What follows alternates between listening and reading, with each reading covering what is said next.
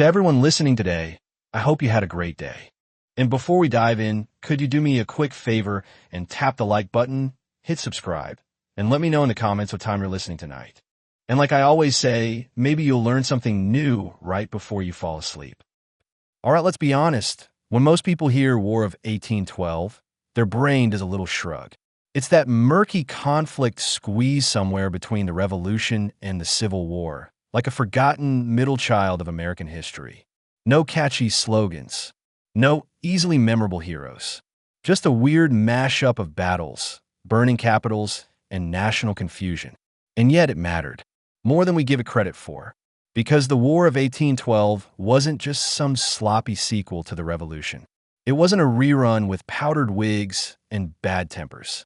It was a tangled mess of old resentments, bruised egos, and fresh grievances that had been boiling just beneath the surface since the ink dried on the Treaty of Paris. Sure, on paper, the war was about British impressment, the kidnapping of American sailors on the high seas. But that was just the tip of the bayonet. Underneath, there was unresolved trauma from the Revolution, economic blunders that hurt more than they helped, a rising generation of nationalists itching to prove America's place on the world stage, and a desperate hunger for land, especially the land occupied by indigenous nations and eyed by power-hungry expansionists.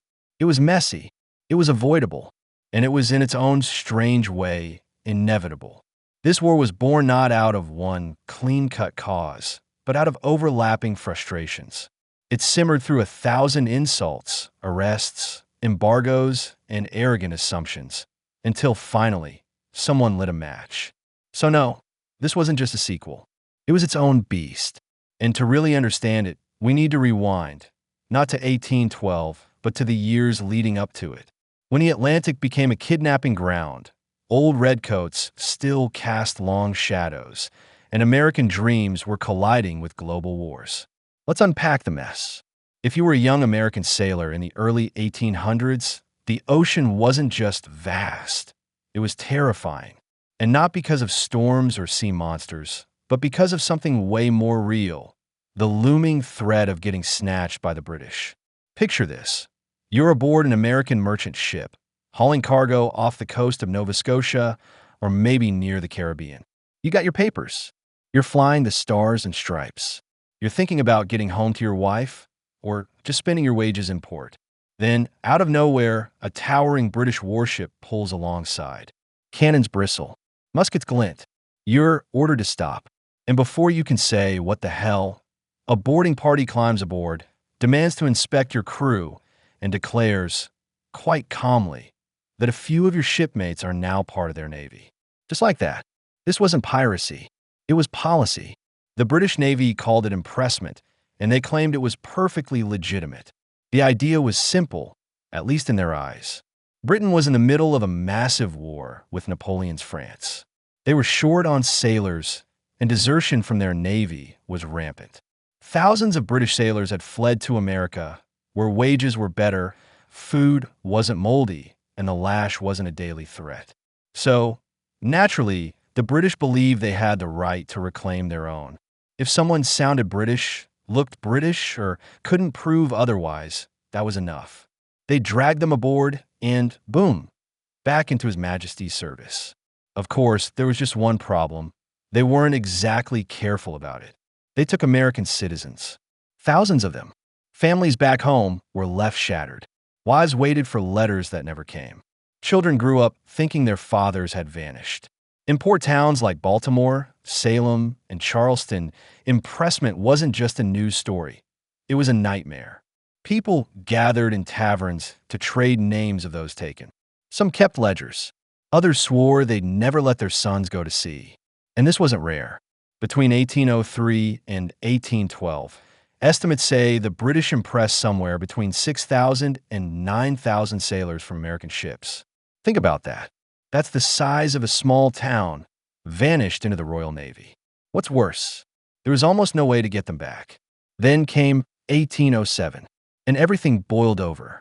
The American frigate USS Chesapeake was cruising off the coast of Virginia when it was intercepted by the British warship Leopard. The Brits demanded to search the Chesapeake for deserters. The American commander, rightly insulted, refused. So the Leopard opened fire. This wasn't war. There was no declaration, no warning. Just cannon fire. On a calm summer day, 3 Americans died. 18 were wounded. 4 were taken. 1 was hanged. The reaction? Rage. Absolute, fire-breathing rage. Even folks who'd wanted to stay neutral started questioning whether peace with Britain was even worth it. Jefferson, who was president at the time, faced enormous pressure to respond. He chose sanctions over war, but the damage was done. Americans were now personally invested in what had, until then, been a maritime issue. Impressment had stopped being just a policy. It was now a national insult. For many Americans, this was déjà vu with a bitter twist. The same country they had fought to escape was now literally dragging them back. The revolution had supposedly settled the question of sovereignty. But now, it was as if Britain never got the memo. They treated U.S. ships like second-class vessels. They treated American citizens like colonial property. And for a generation that had grown up on stories of Lexington and Yorktown, it stung. You could hear it in the toasts at taverns, in the angry editorials. In Congress, where younger representatives, many of whom had never fought in the Revolution, started using words like honor and reputation with sharp intensity. America, they said, was being humiliated. And if Britain wouldn't stop, then maybe it was time to fight. Let's get one thing straight. The American Revolution didn't end with a neat little bow and everyone shaking hands across the Atlantic. The Treaty of Paris in 1783 might have ended the shooting, but the bad blood, that stuck around like a splinter under the skin. Honestly, it felt like a divorce where one side still insisted on stopping by unannounced. To Britain, the United States was technically independent, yes, but emotionally, still kind of a rebellious child. The British elite, especially the old guard in Parliament and the military, viewed the U.S. as upstarts. Loud, ungrateful, unruly upstarts. They expected America to struggle, to fail, maybe even come crawling back. And they weren't exactly subtle about it. British diplomats, traders, even naval officers often acted as if American sovereignty was more of a temporary mood than a permanent fact.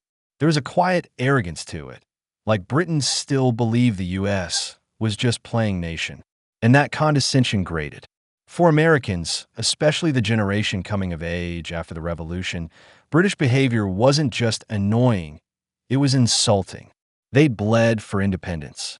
Now, they were being treated like a poor cousin begging at the dinner table. And then there were the forts.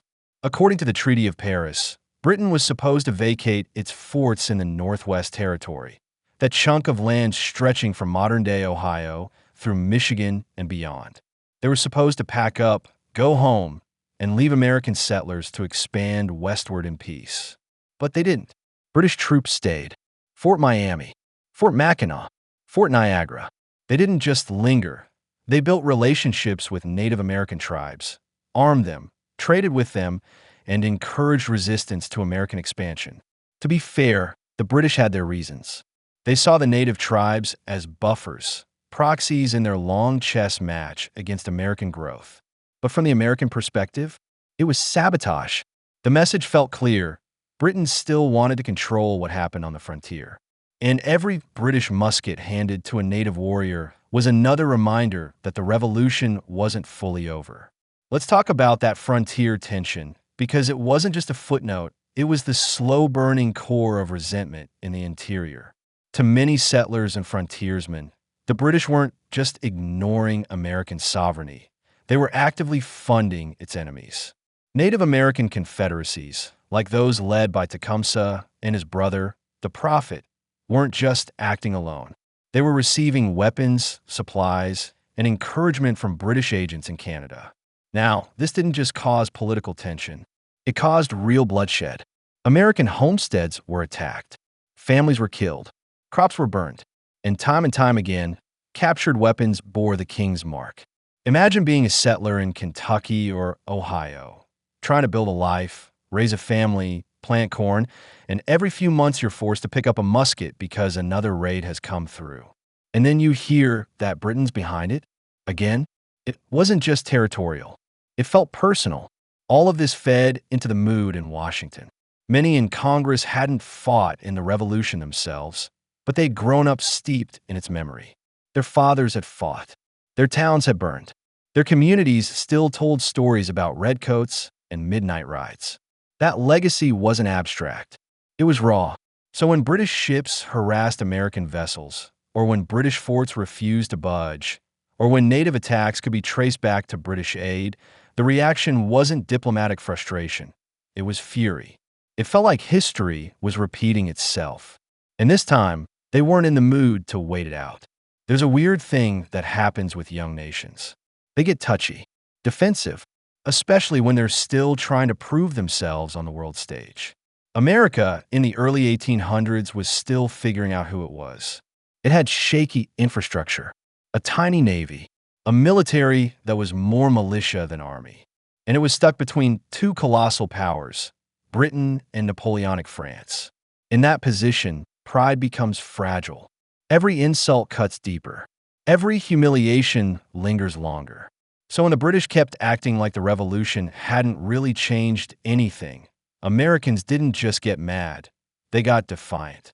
They were tired of being poked. They were tired of acting patient. And slowly, more and more leaders started saying the quiet part out loud. Maybe it's time we finish what we started. Let's shift gears for a second. Imagine your country's being bullied on the high seas. Your sailors are getting yanked off ships. Your trade routes are under siege, and you're watching your economy bleed out slowly. What do? If you were Thomas Jefferson, you decided to unplug the whole system and hope everyone else missed you. Spoiler, they didn't. When Jefferson rolled out the Embargo Act of 1807, he meant well. Seriously, his idea was almost idealistic. Instead of going to war with Britain or France, who were both seizing American ships and ignoring U.S. neutrality, he'd hit them where it hurt, their wallets. So the U.S. shut it all down. American ships were banned from sailing to foreign ports. Imports and exports? Off the table. International trade? Nope. The goal? Starve Britain and France of American goods until they came crawling back with apologies and respect. But that's not quite what happened. Instead of making Europe sweat, the Embargo Act ended up crushing American merchants, farmers, dock workers, and sailors. Especially in New England, where shipping was the lifeblood of entire cities, the impact was brutal. Wharves went quiet. Cargo sat rotting in warehouses. Shipbuilders laid off workers. Farmers couldn't sell their goods overseas. And small business owners? They watched their incomes vanish almost overnight. Some tried to get clever, smuggling goods through Canada or using fake paperwork to get past coastal patrols. But enforcement was tight. Federal agents boarded ships, seized cargo, and fined captains who tried to skirt the rules. People who had once shouted about liberty and freedom were now being frisked by their own government for trying to make a living. It didn't take long for folks to start grumbling that the embargo felt less like strategy and more like punishment. The backlash got loud fast. Newspaper editors tore Jefferson to shreds. Angry protests erupted in port towns. In Massachusetts and Connecticut, some leaders even flirted with ignoring the law altogether. Jefferson, normally so unflappable, started looking rattled. His political allies were losing faith. His opponents smelled blood. And worst of all, the British didn't blink. Neither did the French. The economies of Europe were already in chaos thanks to Napoleon's continental wars. A little more disruption from America barely made a dent. Jefferson had tried to squeeze the superpowers, but the only ones left gasping for air were his own citizens. By 1809, the Embargo Act was dead. It was replaced by something called the Non-Intercourse Act, which basically said, okay, fine, you can trade, but not with Britain or France. Then came Macon's Bill No. 2, because naming laws creatively was not Congress's strong suit, which promised to restore trade with whichever country, Britain or France, stopped messing with U.S. ships first. Napoleon lied first. Britain didn't care. You know that feeling when you try to be the bigger person, and it just blows up in your face. That's how America felt. They had tried peace. They had tried diplomacy. They had tried economic pressure. And none of it worked. Instead, what they got was a nearly dead economy, rising unemployment, a bitterly divided Congress, and a general population that was losing patience fast. At the same time, British ships were still blockading ports. American vessels were still being stopped, searched, and stripped of sailors. And on the frontier, British guns were still showing up in the hands of native warriors attacking American settlements. The message felt clear: talking hadn't worked. And now, some folks were ready to stop talking altogether. That's when a new kind of voice started rising in Congress. Younger, louder, and way less patient, the so-called war hawks. Men like Henry Clay from Kentucky and John C. Calhoun from South Carolina started calling for action. Not diplomacy, not sanctions, not another passive-aggressive letter to the British ambassador. They wanted war. They believed America's honor had been trampled, that its economy had been humiliated, that its independence was still being mocked by the very empire it had once defeated. And they weren't wrong. What they demanded was clear respect, security, retaliation, but also, if we're being honest, a little something else. They wanted land, new territory, more room to grow. And that brings us to the next chapter of this mess. Let's be blunt. Part of the push toward the War of 1812 wasn't just about defending ships or salvaging national pride. A big piece of it, maybe the quietest part, was about land. New land, more land, preferably Canadian. Yep, you read that right. There was this strange belief floating around in Congress at the time, half ambition, half fantasy, that if the United States marched into Canada, the locals would throw open their arms like it was a neighborhood reunion. After all, weren't Canadians basically just Americans who hadn't declared it yet? Spoiler alert, that's not how it went. But in the minds of many politicians, especially the younger, more aggressive war hawks, Canada looked like low-hanging fruit. A British colony just across the border, relatively lightly defended, and ripe with farmland and fur trade. What did go wrong? To them, conquering Canada wasn't just a military opportunity. It was poetic justice. Britain had meddled in American affairs for too long. Taking Canada would hit them where it hurt and expand America's empire at the same time. Let's pause on that group for a second. The war hawks weren't just a political clique. They were a generational shift. Younger than their Revolutionary-era peers, men like Henry Clay, John C. Calhoun, Felix Grundy, and Langdon Cheves had come of age after independence. They didn't carry the cautious instincts of those who had bled in 1776. Instead, they had inherited a free country and wanted to prove it deserved to be taken seriously. They were done with humiliation, done with waiting. They believed America needed to flex, not just react but lead, not just defend borders but expand them. To them, war wasn't a tragic necessity. It was a strategic opportunity. And westward expansion, that was the prize. But here's where things got tense and deadly. The American dream of expansion wasn't limited to Canada. In fact, the real battleground was the western frontier. Ohio, Indiana, Illinois, these areas were filling with American settlers. But they weren't empty lands. They were already home to thriving native nations with deep roots and serious resistance. And those nations weren't acting alone. Across the border in British Canada, armed shipments were flowing. Muskets, ammunition, supplies.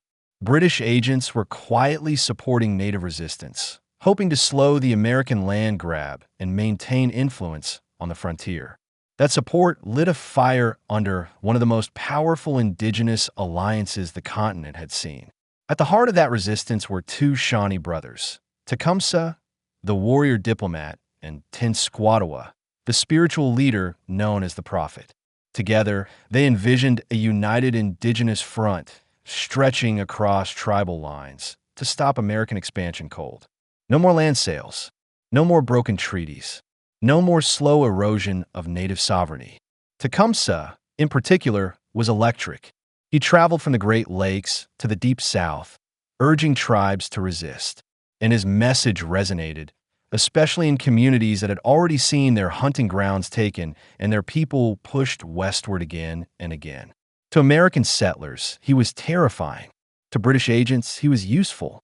To the warhawks, he was a symbol of a threat they were increasingly convinced had to be destroyed. In 1811, All of that tension came to a head at the Battle of Tippecanoe.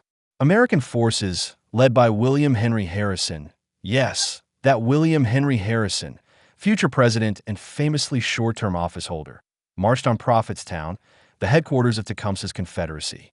Tecumseh was away, still rallying support. His brother, the Prophet, was in charge. The Americans attacked. The fighting was brutal, close, and chaotic. And while the U.S. forces technically won, it was more of a messy brawl than a decisive victory. Prophetstown was burned, but the larger war for the frontier was just beginning. And Washington saw Tippecanoe as proof. Proof that the British were fueling violence. Proof that native resistance wasn't just local, it was international. Proof that if America didn't act soon, the entire Western expansion dream might collapse. Put all these pieces together, and you've got a very combustible mix. Americans furious over lost sailors and humiliated trade routes. Warhawks eager to flex muscle and grab territory. Settlers terrified of indigenous uprisings backed by Britain. Leaders convinced that delay would only make things worse. Add to that the fragile economy, the wounded pride, and the memory of a revolution that never felt fully finished, and the storm clouds were hard to ignore. By 1812, Congress had had enough. And on June 18, 1812, the United States, divided, underprepared, and already exhausted, officially declared war on Great Britain. No one knew just how strange, costly, or oddly heroic this war would become. But one thing was certain. This wasn't just about a few stolen sailors or some ill-conceived embargoes. This was a war born of grudges, grievances stacked high and set on fire. So, was the War of 1812 just the Revolution? Part 2? Not even close. Sure, it had some familiar villains. Britain still played the overbearing older sibling. There were battles, burning buildings, angry speeches. But this wasn't a rerun, it was a reckoning. A war stitched together from pride, paranoia, revenge, and ambition. It wasn't about one big, clear-cut issue. It was about dozens of smaller ones, overlapping like storm clouds until the sky finally cracked. Think about it. American sailors were being dragged off their ships like property. British forts still sat smugly on American soil, arming native resistance and refusing to leave. A whole generation of Americans, led by young war hawks with something to prove, felt like their country was being mocked, ignored, and tested at every turn. And on top of that, the desire for land, Canada, the Northwest Territory, even Florida, was eating away at the national psyche like hunger in winter. We often like our history in clean lines and simple causes.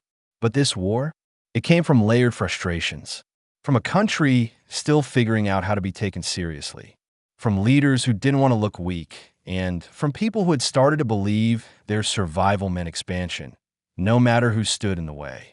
And that's what makes 1812 so different. It wasn't the clean birth of a nation like 1776. It was the messy adolescence of a young republic, testing its strength, stumbling over its ideals, and making choices, some brave, some reckless, that would echo for generations. The war itself? That's another story. A story of cities burned and flags stitched and presidents on the battlefield. A story of losses, stalemates, and the unexpected birth of national pride. But what came before this tangled prelude of grievances, guns, and grudges, that's where the real fire started. Because history rarely explodes out of nowhere. Usually it simmers first.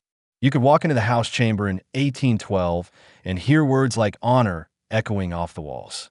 But lean a little closer, and you'd catch another word whispered with just as much weight: land.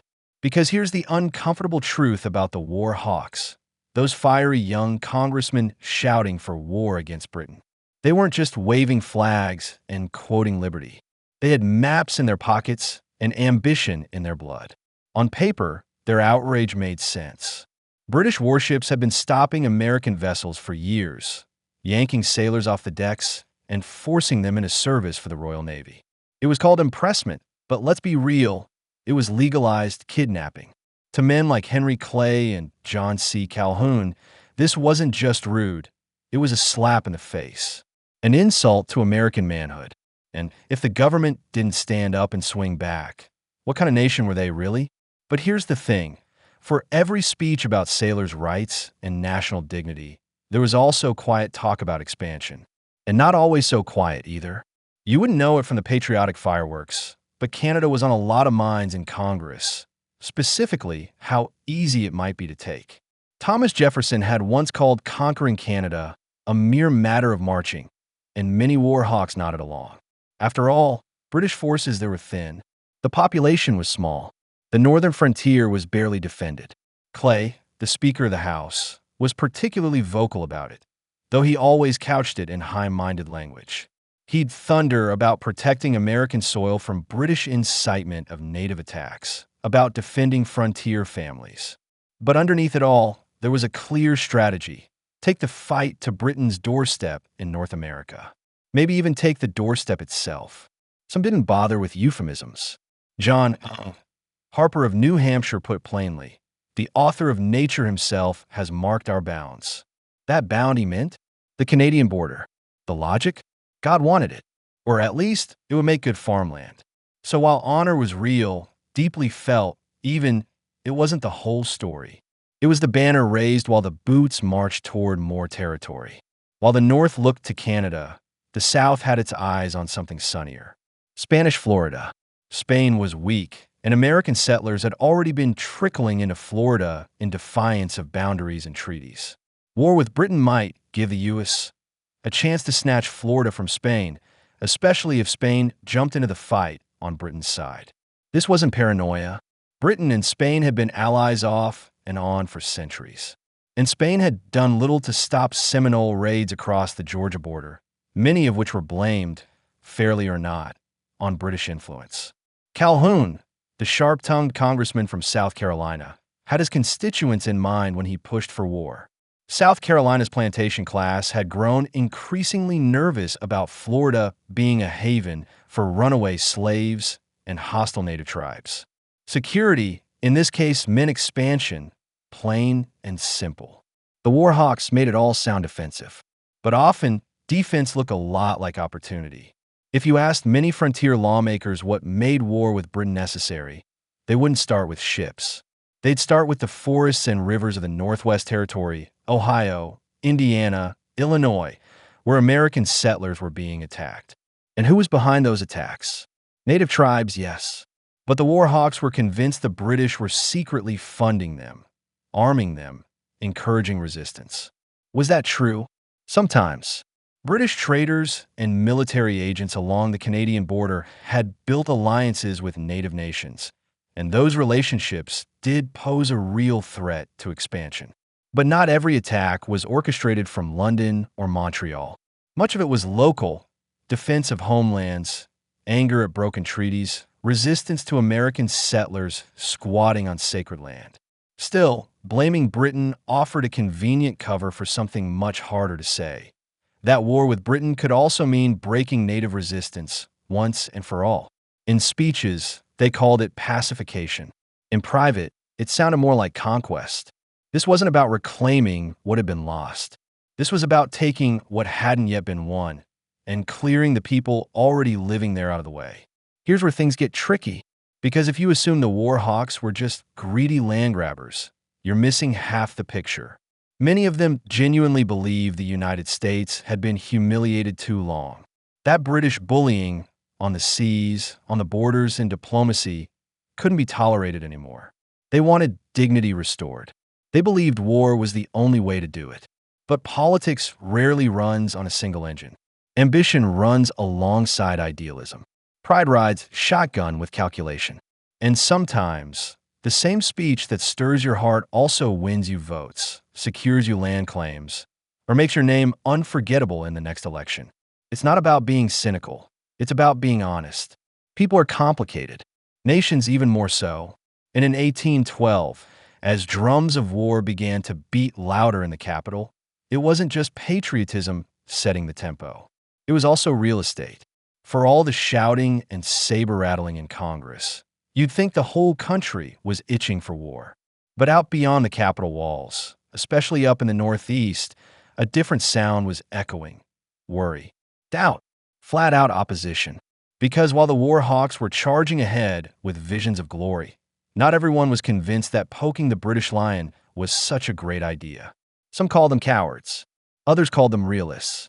Either way, there were a lot of Americans who looked at the push for war and asked, have we really thought this through? Start with New England, the cradle of the Revolution, but also the region with the most to lose. In 1812, the economy of states like Massachusetts, Connecticut, and Rhode Island still depended heavily on trade with Britain. Merchants were already hurting from Jefferson's earlier Embargo Act and the ongoing trade restrictions under Madison. The idea of going to war, actually war, with the empire that bought their fish, timber, and finished goods, that wasn't patriotic. That was suicidal. And they didn't hide their disdain for the war movement. Federalists, still a force in New England, accused the war hawks of using the flag to cover a land grab. They called them reckless, arrogant, and disturbingly cozy with the idea of empire. One New England newspaper editorial warned that the West wanted war because they had no shipping to lose and much land to gain. Harsh, maybe, but not entirely wrong. Even local preachers got involved. From pulpits in towns like Hartford and Boston, sermons rang out not about valor, but about peace, about caution, about the moral weight of choosing violence. Not everyone listened, but enough did to create real resistance. And opposition didn't only come from Federalists. Even within the Republican Party, the one Jefferson had built, there were voices urging a slower hand. They were nicknamed the Quids, a weird little term, short for tertium quids, Latin for a third something, used to describe Republicans who thought their own party had strayed from its principles. They were strict constructionists, skeptical of federal power, and allergic to empire building. And they weren't exactly thrilled with how the war hawks were handling things. To the Quids, the whole war push felt like a betrayal of Republican values. Hadn't they opposed standing armies? Didn't they hate the idea of foreign entanglements? Now the younger generation was rushing into war, dreaming of Canadian provinces and Spanish colonies like it was 1776 all over again. Men like John Randolph of Roanoke made their case bluntly. He accused Clay and the war hawks of singing songs of glory while scheming to gobble up territory and power. He warned that war would strengthen the federal government, balloon the military, and drag the nation down a path it couldn't return from. Randolph didn't win that argument, but he wasn't wrong about what war would do. It wasn't just political. It was personal. War touched every region differently, and every region knew it. In the West and South, settlers faced native resistance, and many truly believed the British were behind it. They wanted protection. They wanted revenge. War seemed like the only path. But in the North, war meant blockades, lost markets, and economic ruin. It meant British frigates parked off the coast. It meant burned towns and captured ships. People weren't just nervous, they were furious. This tension got sharper as the war vote approached. Newspapers started accusing Southern and Western politicians of sacrificing Yankee livelihoods to satisfy their own dreams of conquest. Pamphlets warned of a Southern plot to expand slavery into new territories if the U.S. took Florida or parts of Canada. In return, war hawks accused the Northeast of cowardice, of clinging to Britain out of greed. The same states that once declared independence were now accused of being soft, selfish, and borderline un-American. It was ugly, and it wasn't going away. Caught in the middle of all this was James Madison. He wasn't a firebrand. He wasn't a frontiersman. He was a measured, bookish man, more comfortable with letters than gunpowder. And for years, he tried to avoid war through negotiation, trade laws, and pressure tactics. But by 1812, with war hawks pounding the table and Britain still seizing ships, even Madison was reaching his limit. Still, he hesitated. He knew the country wasn't united. He knew the war wasn't popular in the Northeast. But he also knew that doing nothing might fracture the nation even more. In the end, he chose to listen to the louder voices, the ones calling for action. And so, on June 1st, 1812, Madison sent a message to Congress asking for a declaration of war. The vote that followed wasn't unanimous. Far from it. In the House, it passed 79 to 49. In the Senate, just 19 to 13. It was the closest vote for war in American history. No drums, no fireworks, just a bitter, divided Congress pushing the country into a storm. Here's the part that doesn't get said enough. This wasn't a war the nation had to fight. It was a war it chose to fight. Or, more accurately, that a slim majority chose to drag the rest into. And that choice didn't come from broad public consensus. It came from political pressure, emotional rhetoric, economic hopes, and a genuine, but not universal, belief in defending American dignity. Not everyone saw war as inevitable. Some saw it as idiotic, but they were outvoted, outshouted, outmaneuvered. And as the war began, those regional and ideological fractures didn't just fade. They widened fast. You ever wonder what war looks like before the first cannon fires? Before the uniforms are stitched and the drums start beating? It looks like smoke curling from cigars in backrooms. It sounds like raised voices echoing off marble walls. It smells faintly like sweat, ink, and rye whiskey. The road to the War of 1812 wasn't paved with just principles. It was paved with deals, favors, fear, and ambition. The war hawks didn't just argue their way to war. They worked it, played it, and sometimes shoved it through. Politics, in that moment, was less about pure ideals and more about raw pressure. And make no mistake, the halls of Congress in 1812 were a pressure cooker. If you dropped into the House or Senate in the spring of 1812, you wouldn't be walking into a solemn debate chamber. You'd be walking into something closer to a political saloon. Members drank, smoked, argued, laughed, and shouted, often in the same hour. Whiskey was common. Brandy, even more so. Tobacco hung in the air.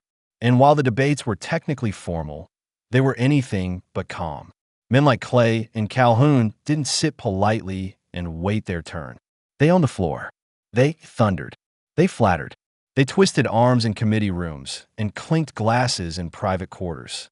They'd launch a speech by invoking American honor and wrap it up by reminding you who controlled your chairmanship. There were deals being made constantly, some on the record, most not. Clay, as Speaker of the House, knew exactly how to apply pressure. Appoint someone to a powerful committee, kill a bill quietly, offer support for a local project in exchange for a war vote. It was chess, poker, and theater rolled into one sweaty, high-stakes game.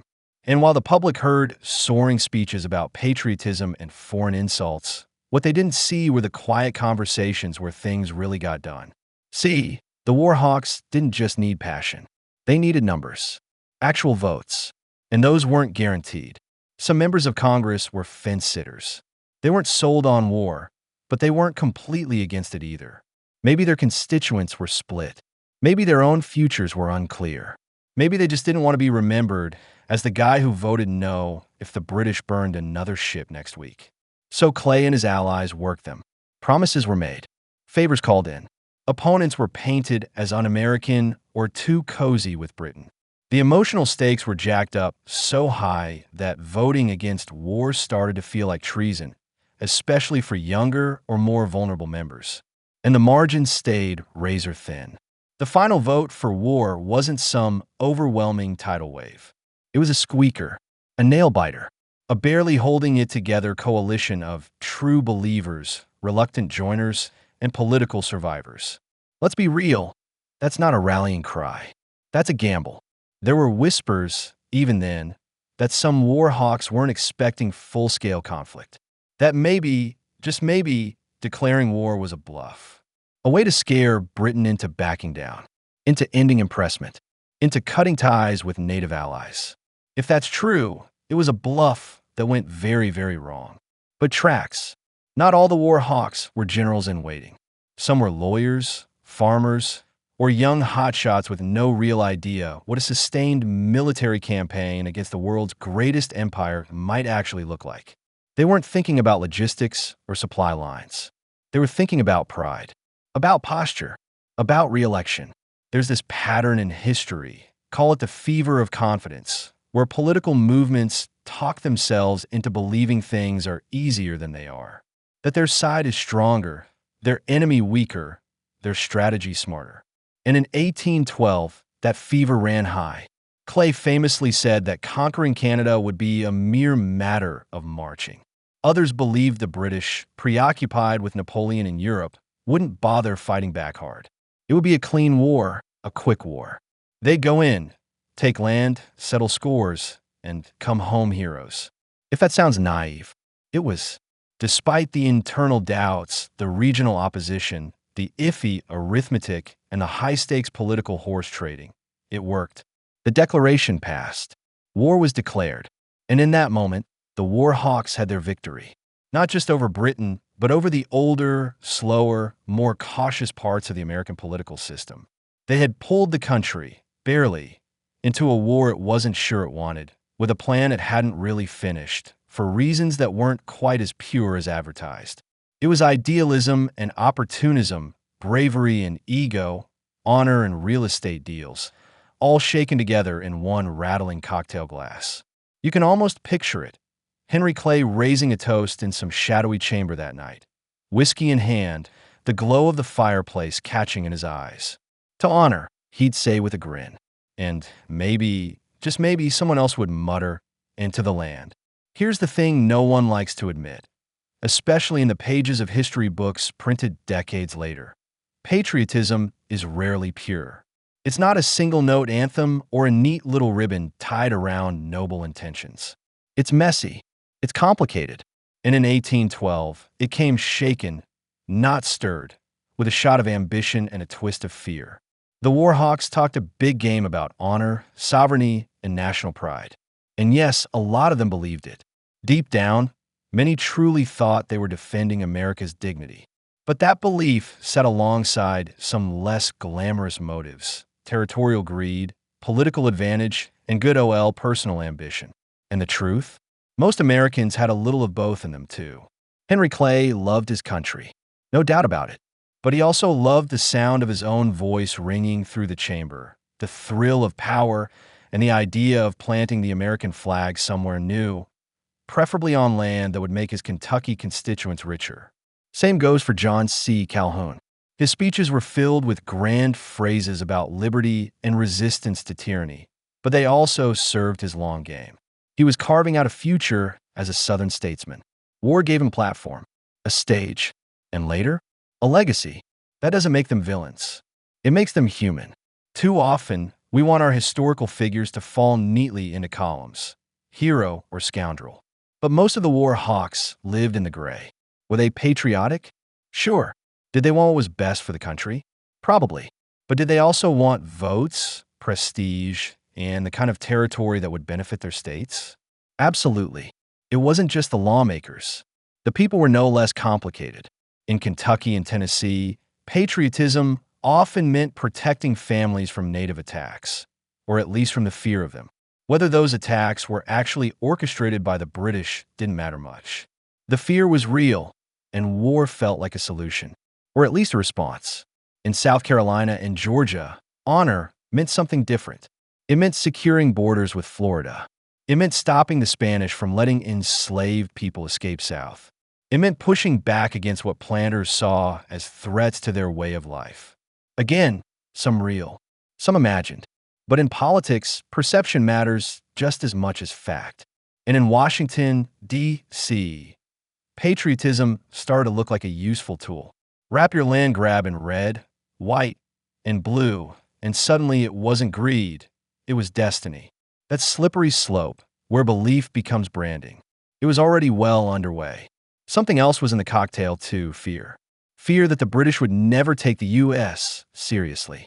That the country would remain a second-rate player on the world stage, mocked in Europe and pushed around on the high seas.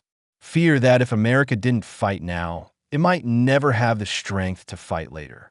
Fear that native resistance in the West would grow too strong. That Florida would become a powder keg. That expansion, economic, territorial, even cultural, might stall. And fear, when paired with a taste for glory, can lead to some very confident, very dangerous decisions. Fast forward a few years, and all of this would start to get rewritten. History would airbrush the contradictions. In speeches decades later, You'd hear about the righteous cause of 1812, about defending our sailors and standing tall in the face of tyranny. And sure, those things did happen. But what got left out? The land hunger, the internal opposition, the regional squabbling, the whispered hopes of territorial conquest, the shaky vote counts, the economic incentives, the raw political jockeying. That's the thing about myths. They keep the parts we like and file the rest under complicated. But if we ignore the complications, we miss the real story. Imagine, just for a moment, one of those war hawk congressmen, maybe Clay himself, sitting alone the night after the war vote passed. The chamber is quiet. The cigars are out. The whiskey glass is empty. Is he proud? Probably. But is he certain? Does he wonder, even for a second, if the war will go as planned? If the Canadians will just lay down their arms? If Britain, distracted by Napoleon, will truly ignore the fight? If the economy will hold? If the nation will stay unified? Maybe. Or maybe he tells himself what most politicians do. We'll figure out once it starts. That's the messy, human, uncomfortable core of the War of 1812. A war sold in the language of honor, but packaged with a whole lot more. Fear, politics, land, ego. A cocktail indeed. You'd think a country going to war would feel like a rising tide. Momentum pulling everyone in the same direction. Voices rising in unison, fists in the air. But in 1812, the declaration of war landed more like a slap across the dinner table.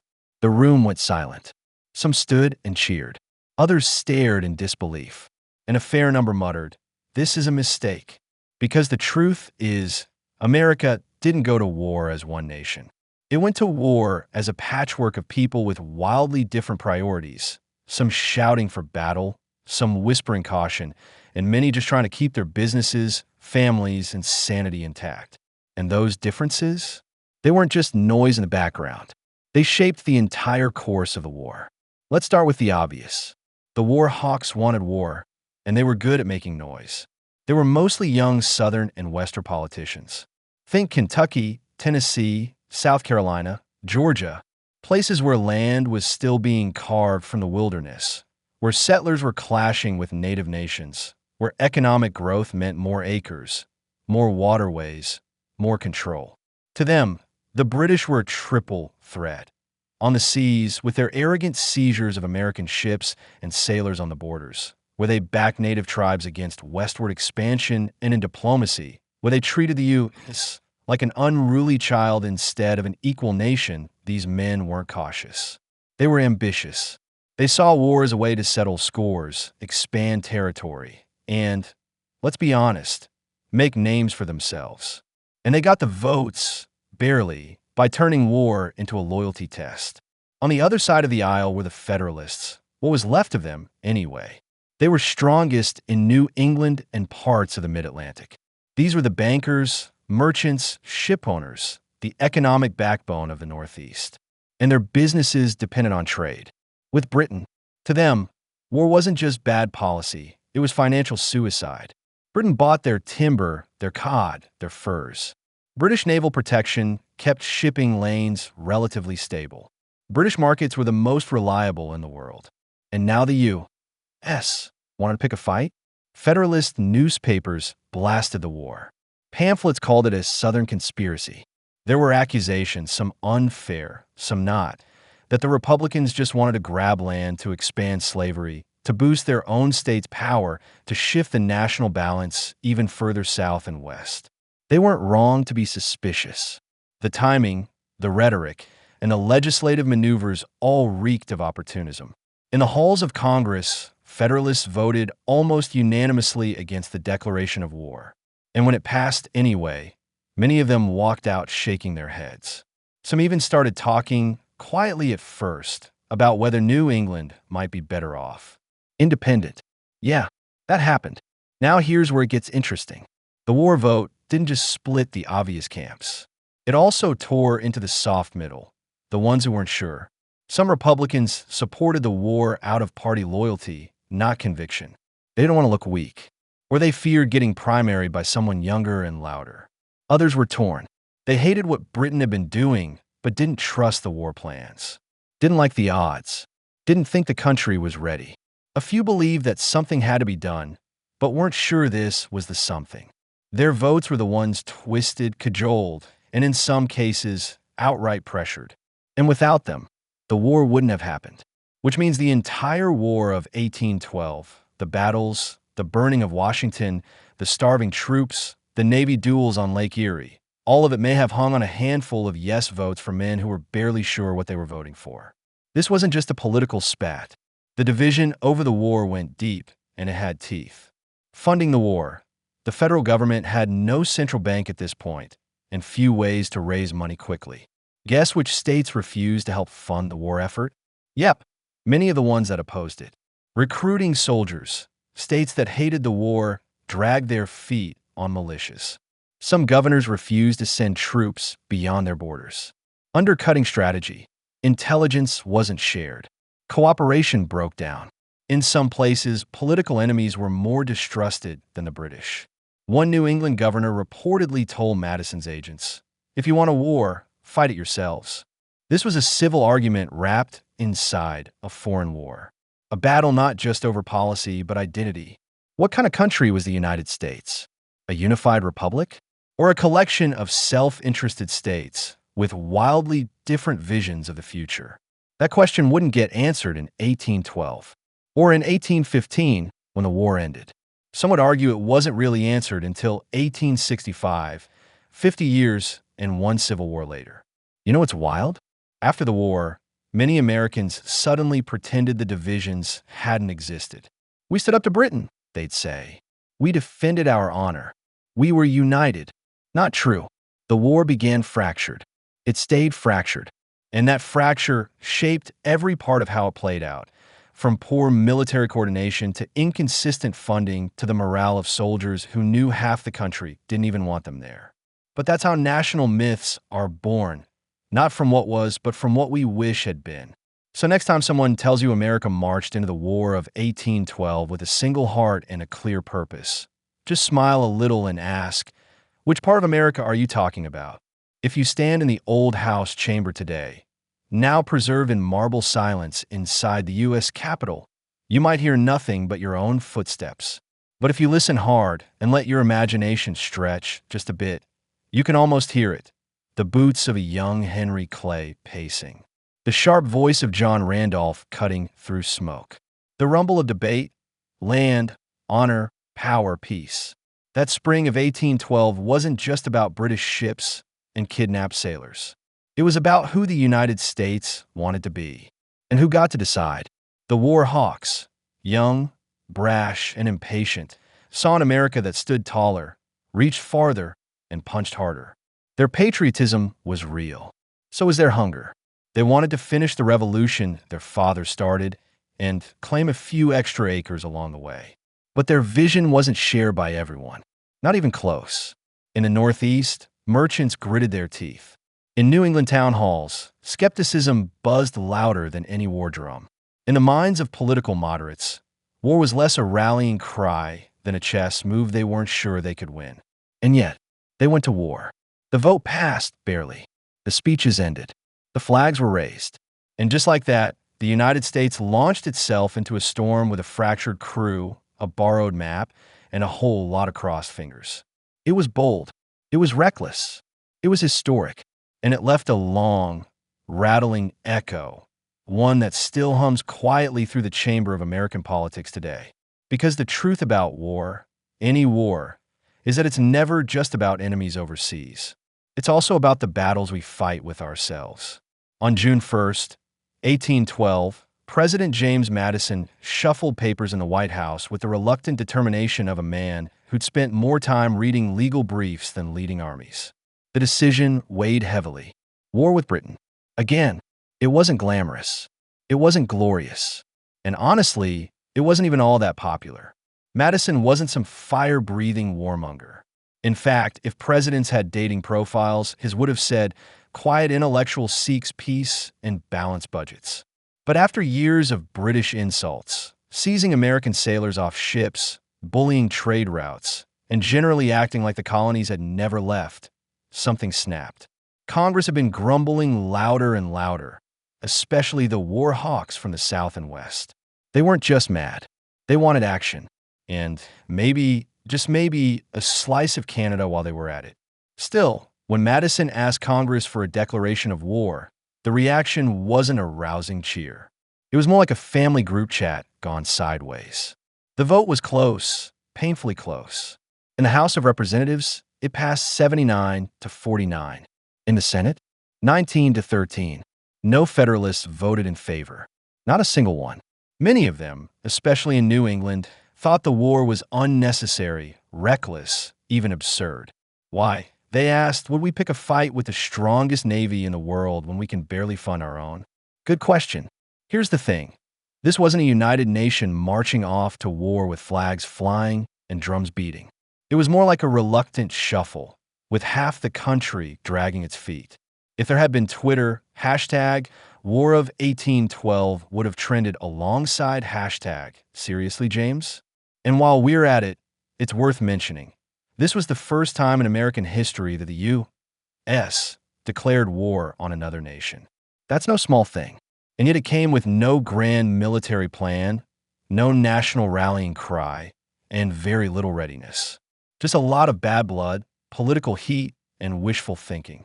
Now, if you're wondering why Madison thought now was the time, consider this. Britain was still knee-deep in the Napoleonic Wars over in Europe.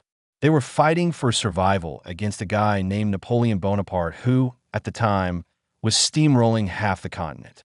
The U.S. figured Britain couldn't spare much energy for another colonial headache. That was the gamble. And it almost made sense, except Britain hadn't actually wanted a war with America either. In fact, days before Congress officially declared war, the British government repealed the very trade restrictions that had pushed the U.S. over the edge. Only problem? News traveled by boat. Slow boat.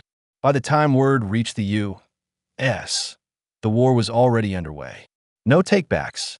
When the Declaration passed on June 18, 1812, Americans were supposed to feel something, vindication, maybe, pride. But in reality, many just felt confused. Some towns held parades. Others held protests. And a lot of people just went on with their lives, figuring the whole thing would fizzle out in a few months. There were no massive recruiting drives. No nationwide military overhaul. Just a paper declaration and a hope that, somehow, this would all work out. The War of 1812 had begun, and the United States was about to trip over its own boots.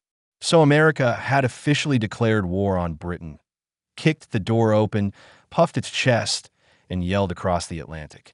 But here's the kicker. It didn't exactly have an army standing by the door. In 1812, the United States military was more theory than reality. The standing army? Around 7,000 men. And that's being generous. Many of those were scattered across distant frontier outposts, guarding trading posts, and doing anything but preparing for a full-scale war. And the officers? Some were veterans of the Revolution, now in their 60s, clinging to old tactics. Others had gotten their commissions through political favors rather than any kind of actual experience. Imagine handing a musket to your uncle who once read about war in a book and calling him captain. That's the vibe. And don't even get me started on training. There wasn't any. Not in any consistent, structured, let's not die tomorrow kind of way. Muskets misfired, troops forgot drill formations, and morale was, well, let's just say it was somewhere between low and please send whiskey. Let's break it down. Uniforms? Often mismatched, ill-fitting, or just non-existent. Some soldiers marched into battle in hunting shirts and homespun trousers. Weapons? Outdated flintlocks. Limited ammo. Bad powder. Sometimes they had to borrow guns from state militias. Food and pay. Late, unreliable, and often subject to corruption. One soldier wrote in his diary that his only meal in 2 days was a crust and a prayer. And logistics? An absolute train wreck, if, trains existed yet. The War Department didn't have the infrastructure to move troops or supplies effectively.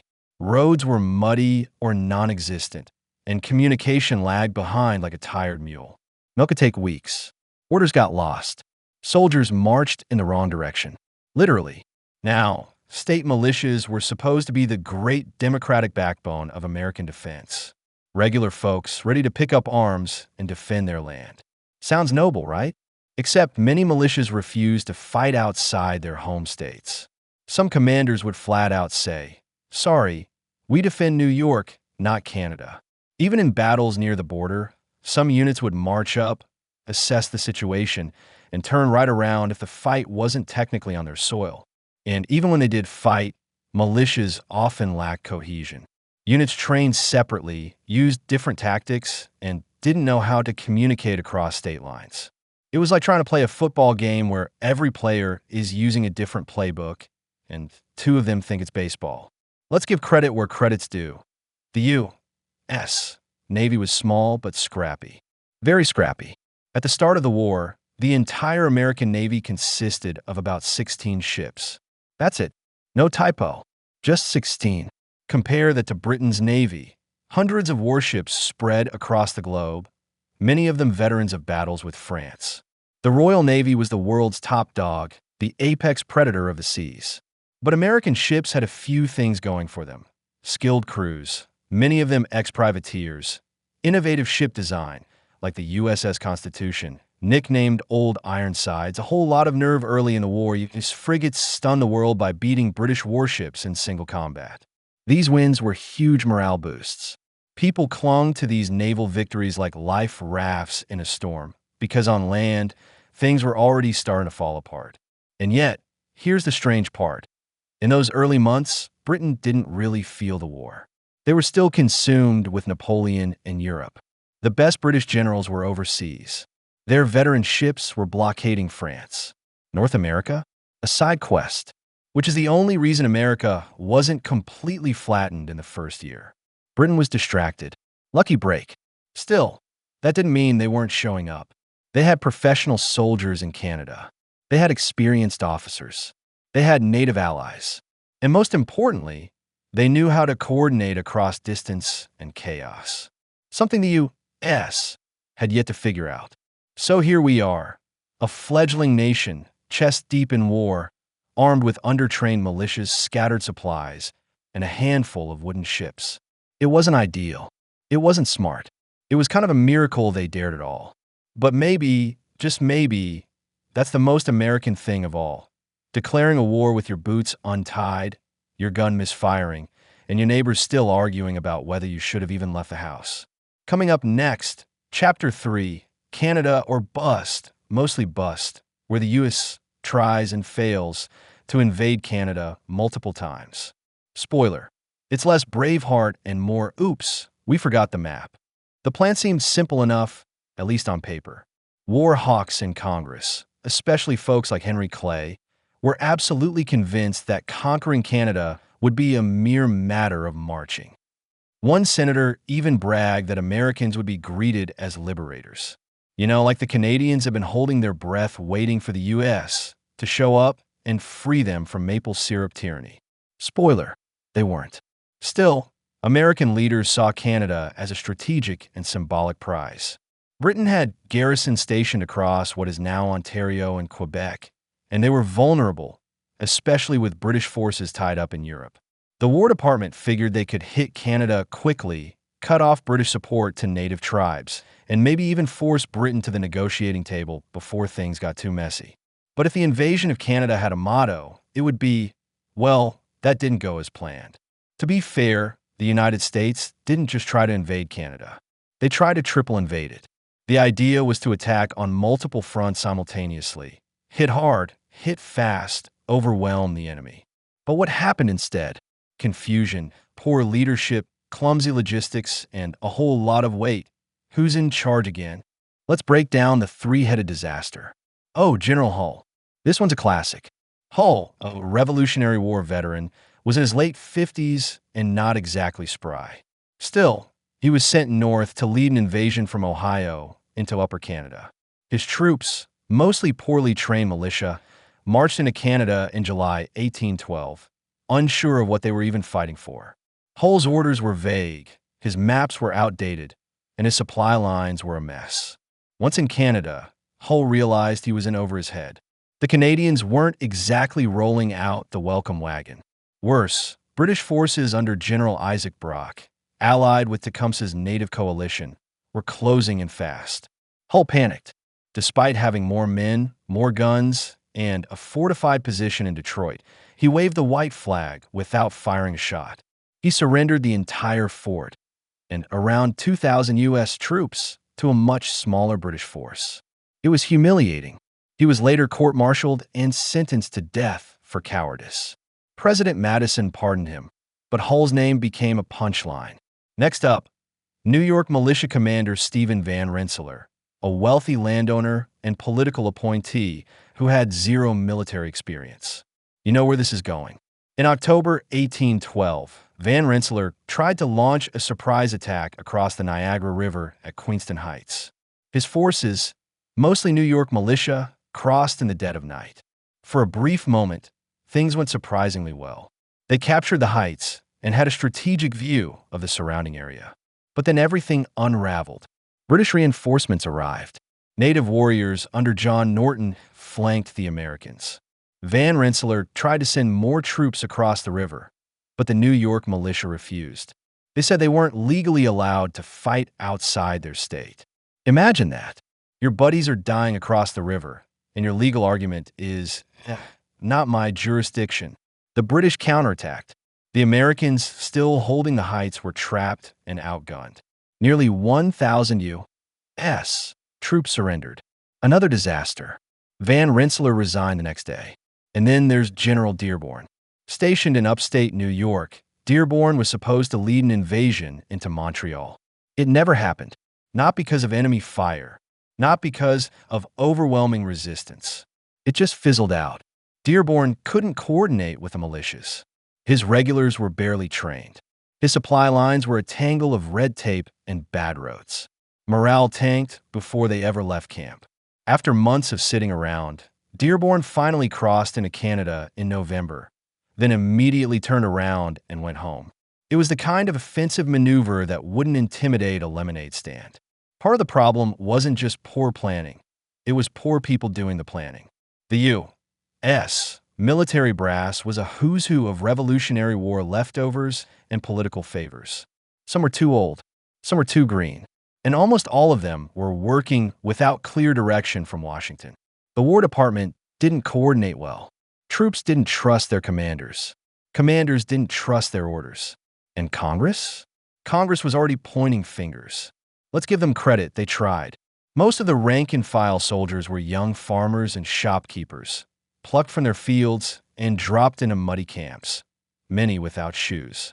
They froze in tents. They starved when supply wagons failed. They bled in battles that didn't make the papers. Their sacrifice was real, even if the plans behind them were not.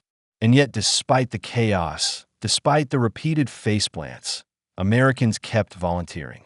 Patriotism still burned, even as the war effort stumbled. Maybe that's what kept the country from collapsing altogether in those early months. Stubborn, almost reckless hope. Up north, British officers were baffled. The Americans had more people, more land, and more potential, but they kept shooting themselves in the foot, sometimes literally. British generals couldn't believe their luck. Canada's defenses were thin, and yet the U.S. couldn't break through. Why? Because Canada fought with a purpose, defending home turf, with experienced commanders like Isaac Brock and native allies like Tecumseh, who understood the terrain far better than any American general. Speaking of Tecumseh, that brings us to the next chapter. While Congress squabbled and generals fumbled their maps, something far more cohesive and far more determined was unfolding in the forests, rivers, and prairies of the Northwest Territory. To most Americans at the time, native resistance was seen as a side issue, an obstacle, a footnote. But to Britain and to native nations, this was the real war, one for land, for sovereignty, for survival. And at the heart of that fight stood two Shawnee brothers, Tecumseh and Tenskwatawa. Together, they tried to forge the unforgeable, a united native confederacy, cutting across tribal lines, languages, and ancient rivalries. And for a brief, electrifying moment, they almost pulled it off. Tecumseh was a warrior, a tall, charismatic, fiercely intelligent leader who understood both diplomacy and battle. He spoke not just for the Shawnee, but as a visionary for all Native peoples. His belief was simple but radical. Native lands weren't tribal possessions to be sold off one piece at a time. They were collective, a shared inheritance. If one tribe ceded land to the U.S., it hurt all tribes. So they had to stand together or be swallowed whole. His younger brother, Tenskwatawa, once a failed drunk named Lalawethica, was the firebrand. After a spiritual awakening in 1805, he became the prophet, preaching a rejection of white culture. No alcohol, no manufactured goods, no treaties. Return to traditional ways, he said, and the Great Spirit would protect you. Tenskwatawa's vision drew thousands to Prophetstown, their headquarters near the Tippecanoe River in present-day Indiana. For Native communities reeling from decades of disease, broken promises, and land grabs, his message was magnetic. But while Tenskwatawa inspired, it was Tecumseh who gave the movement its edge. Imagine trying to build a coalition from scratch in a world without phones, without reliable roads, and without shared language. Now imagine doing that with groups who had been fighting each other for generations. That's what Tecumseh attempted. He traveled relentlessly, hundreds of miles on foot and horseback. From the Great Lakes to the Mississippi, down into the Deep South, he met with the Creek, the Chickasaw, the Choctaw, the Potawatomi, the Miami, the Ottawa. Some listened, some didn't. But his mission was clear: unite now or disappear forever. This wasn't just a call to arms, it was a warning. And as the War of 1812 ignited, Tecumseh's Confederacy didn't sit on the sidelines. They took center stage. In November 1811, before the war with Britain officially began, U.S. forces under Governor William Henry Harrison marched on Prophetstown. Tecumseh was away, still building alliances. Tenskwatawa, against his brother's advice, decided to confront the Americans. It didn't go well. At the Battle of Tippecanoe, the native warriors attacked under cover of darkness, but Harrison's men held. Prophetstown was burned. U.S. newspapers hailed it as a great victory and declared Tecumseh's movement finished. But they were wrong. Dead wrong. If anything, Tippecanoe radicalized the resistance. It proved to many Native groups that diplomacy with the United States was useless. War was the only language left.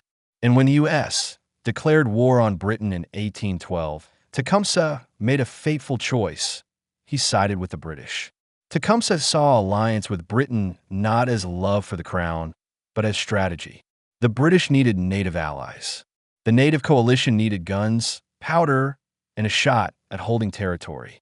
General Isaac Brock, the British commander in Canada, immediately recognized Tecumseh's genius. The two leaders hit it off like old friends. Brock even called him the Wellington of the West. When Hull surrendered Detroit, it was Tecumseh's warriors who had helped trap the Americans. Hull reportedly feared what Tecumseh might do if things got violent. That fear helped tip the scales. Tecumseh's coalition became Britain's most valuable ally in the Northwest. His warriors knew the terrain, could move silently, and struck like shadows. U.S. generals didn't just fear the British, they feared Tecumseh. To many Americans, the war was about honor and maritime rights. But to Tecumseh and his followers, it was about something far older and deeper, holding on to a way of life. They weren't just defending hunting grounds. They were defending language, culture, ceremonies, memories. The way a river sounded at night. The way a grandmother told stories around a fire. The sacred meaning of land that couldn't be measured in acres or surveyed with chains. Tecumseh knew that even if they won battles, the future was slipping through their fingers. American settlers weren't just soldiers. They were families, fences, plows, laws, jails. They were permanents. And once they came, they never left. But it wasn't all unity and fire. The Confederacy was fragile. Some tribes were wary of Tenskwatawa's religious extremism. Others didn't trust Tecumseh's loyalty to the British. And many, especially in the South, just weren't ready to gamble everything on another war. Still, the fact that Tecumseh got as far as he did is nothing short of incredible. For a few years, he managed to do what no native leader before or since has fully accomplished: build a pan-tribal resistance powerful enough to change the course of history. Back in D.C., Tecumseh's name was whispered with a mix of fear and fascination. Unlike previous native leaders, he wasn't easily dismissed. He spoke with conviction. He planned like a general. He wrote letters that read like statecraft. One congressman reportedly said, "We are at war not just with Britain, but with a man who sees us more clearly than we see ourselves." And he wasn't wrong. Tecumseh saw America as a tidal wave, relentless, hungry, inevitable. But he wasn't going to lie down and drown, not without a fight. So by the end of 1812, America had declared war, fumbled its first invasions, and stumbled into a far bigger fight, one that stretched across forests, alliances, and generations. Tecumseh's war wasn't a sideshow. It was the show, especially in the West. And the longer the U.S. dragged its feet, the stronger his movement grew. By late 1812, the United States was barely 6 months into the war, and already it felt like the country had face-planted into a puddle of its own overconfidence. 3 failed invasions, 1 humiliating surrender, a British native alliance gaining strength by the week, and a home front that looked less like a war effort and more like a poorly organized bake sale. Naturally, the knives came out. In Washington, in state houses, in taverns, anywhere Americans gathered, the question rang out: who messed this up? And the answers? Oh, they came fast. Too fast, actually, because nothing unites a divided nation like the chance to point fingers. Let's start with the loudest critics. The Federalists, especially those in New England, had been against the war from the start. They called it reckless, rushed, and unnecessary. Now, with American forces tripping over every border and getting outmaneuvered at every turn, they were feeling vindicated. And they didn't hold back. Federalist newspapers printed blistering editorials accusing President Madison of dragging the country into a fight it didn't need and couldn't win. They mocked the war hawks as amateurs playing soldier. Some went so far as to accuse the administration of warmongering just to win votes in the South and West. In private, many Federalist leaders were quietly hoping for disaster. In public, they said things like, "This is what happens when you let Virginians run a war." Brutal stuff. Now, James Madison wasn't blameless. The man was a brilliant thinker, a constitutional scholar, a measured and decent human being. But a wartime president? Not exactly. He hated conflict. He deferred to Congress far too often.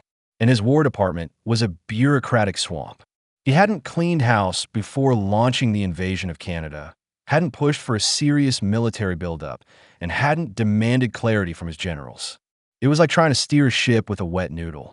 And when things started to go sideways, Madison's response was polite frustration. Not helpful. To his credit, he did start to make changes in late 1812. But by then, the war had developed a personality of its own, and it wasn't the kind of war that followed instructions. Okay, let's talk about the generals. Because few, some of them were Revolutionary War vets, which sounds great until you realize that 1776 was 36 years ago. 36 years. That's like hiring someone today because they built a website in 1989. Others were political appointees, handed stars and stripes, not because they could command men, but because they knew someone who knew someone in Congress. Stephen Van Rensselaer was a respected landowner, sure, but he had no business commanding troops. William Hull hadn't fought a battle in decades. And Dearborn? The man had the energy of a snoozing armchair. And it showed. Poor coordination, sluggish movements, missed opportunities. Every one of them made decisions that, in hindsight, read like cautionary tales. Still, were they entirely to blame? Not really. They were thrown into a war with almost no preparation, little support, and massive expectations. It was like being handed a match, a paper map, and told, "Light the way." While soldiers shivered in the mud and Canadians looked at Americans like confused neighbors, Congress broke into its own skirmish, one of speeches, sarcasm, and long-winded letters. War hawks blamed the generals. Federalists blamed the administration. Moderates blamed the War Department. And pretty much everyone blamed the other guy. And because it was Congress, they responded to disaster the only way they knew how, by forming committees. Lots of them.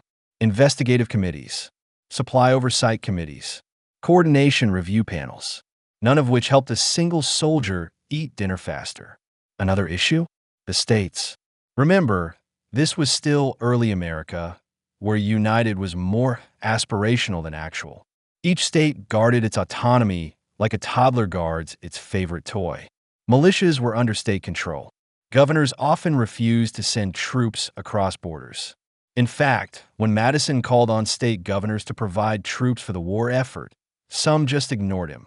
Or worse, like Massachusetts Governor Caleb Strong, actively refused, citing that the war was unconstitutional. You know it's bad when your own governors ghost you during wartime. And then there was the quiet killer, logistics. Even if the troops had the will and the generals had the plans, the army couldn't function without food, gunpowder, blankets, wagons, and maps that didn't lie. And the War Department had no idea how to manage that. Supplies were late. Wagons broke down. Foraging was unreliable.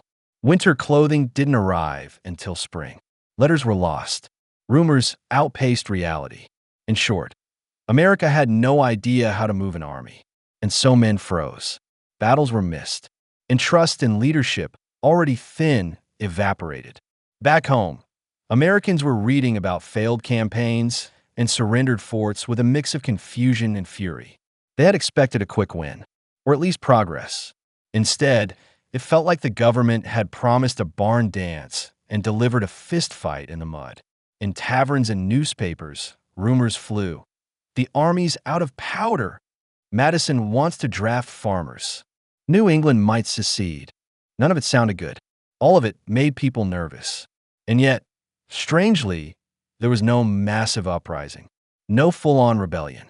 Maybe Americans were just too used to chaos. Maybe they believed things would turn around. Or maybe they were just too busy trying to feed their families to worry about politics. Despite all the blame and all the blunders, the war kept going. Troops kept marching. Ships kept sailing. Native warriors kept fighting. The wheels turned, however slowly. And while 1812 looked like a catastrophe, history has a funny way of bending. The seeds of something stronger, new generals, a tougher army, a more realistic strategy, were quietly being planted. But that's a story for another chapter. By the end of 1812, America had declared war with no real plan, attacked Canada, and failed 3 times, surrendered one of its key forts without a fight, been outmatched by a native confederacy with a visionary leader, and entered a national blame spiral worthy of a reality show. And yet, somehow, the country still stood. Wounded, humiliated, but still swinging. The war was real now. It couldn't be undone. And ready or not, America had to find a way to finish what it started. Let's be honest, when America declared war in 1812, it didn't exactly come with a thunderclap of readiness, especially not at sea. The British Royal Navy was the baddest beast on the oceans. It had over 600 warships, disciplined crews, centuries of naval tradition, and a global network of ports like a spiderweb stretching across continents. In America, 13 ships, not 13 squadrons, 13 ships. If that sounds like a joke, you're not wrong, but someone forgot to tell the American sailors. The fledgling U.S. Navy wasn't just outgunned, it barely existed. Congress had been reluctant to fund it in peacetime, worried that a navy might drag the country into foreign wars or become too powerful at home. So what little fleet there was had been cobbled together with limited cash, a lot of personal favors, and no small amount of desperation. But here's the thing, it wasn't just about ships. It was about the people on them. Because the sailors who climbed aboard those creaking, salt-encrusted vessels weren't thinking about naval superiority or congressional votes. They were thinking about freedom, survival, and maybe a little revenge. Some had seen friends impressed by the British.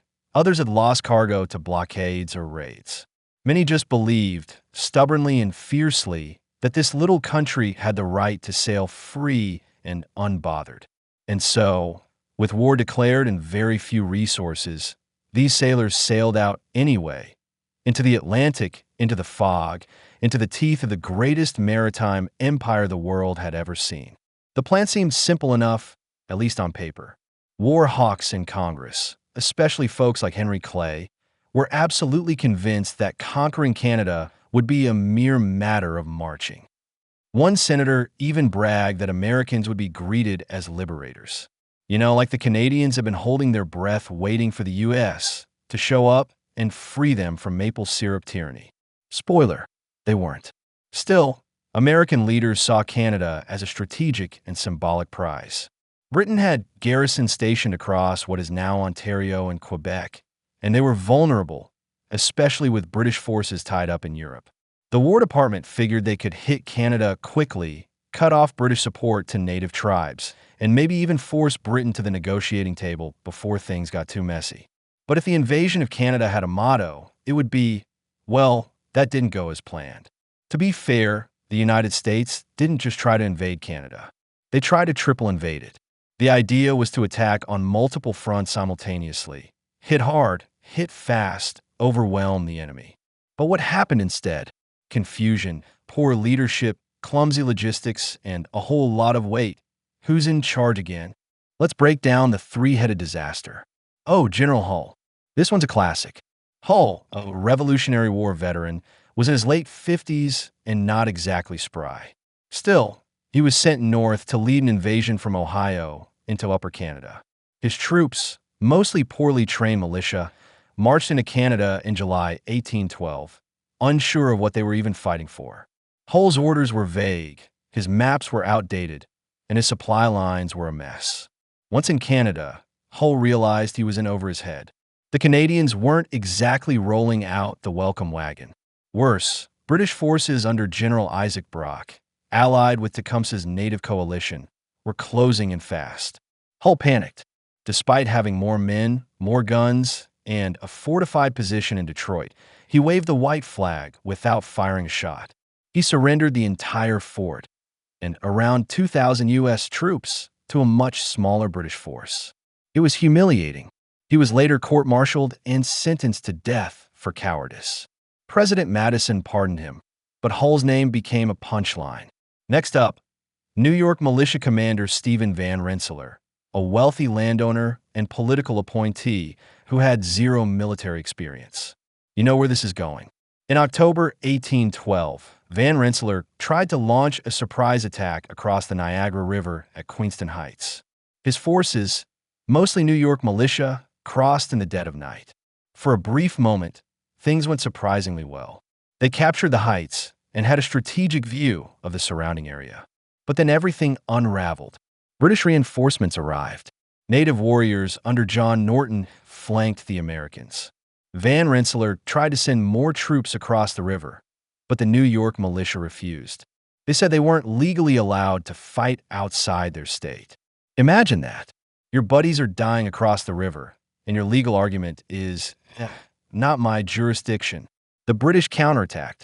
The Americans, still holding the heights, were trapped and outgunned.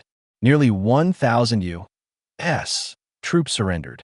Another disaster. Van Rensselaer resigned the next day. And then there's General Dearborn. Stationed in upstate New York, Dearborn was supposed to lead an invasion into Montreal. It never happened. Not because of enemy fire. Not because of overwhelming resistance. It just fizzled out. Dearborn couldn't coordinate with the militias. His regulars were barely trained. His supply lines were a tangle of red tape and bad roads. Morale tanked before they ever left camp. After months of sitting around, Dearborn finally crossed into Canada in November, then immediately turned around and went home. It was the kind of offensive maneuver that wouldn't intimidate a lemonade stand. Part of the problem wasn't just poor planning. It was poor people doing the planning. The U.S. military brass was a who's who of Revolutionary War leftovers and political favors. Some were too old, some were too green, and almost all of them were working without clear direction from Washington. The War Department didn't coordinate well. Troops didn't trust their commanders. Commanders didn't trust their orders. And Congress? Congress was already pointing fingers. Let's give them credit, they tried.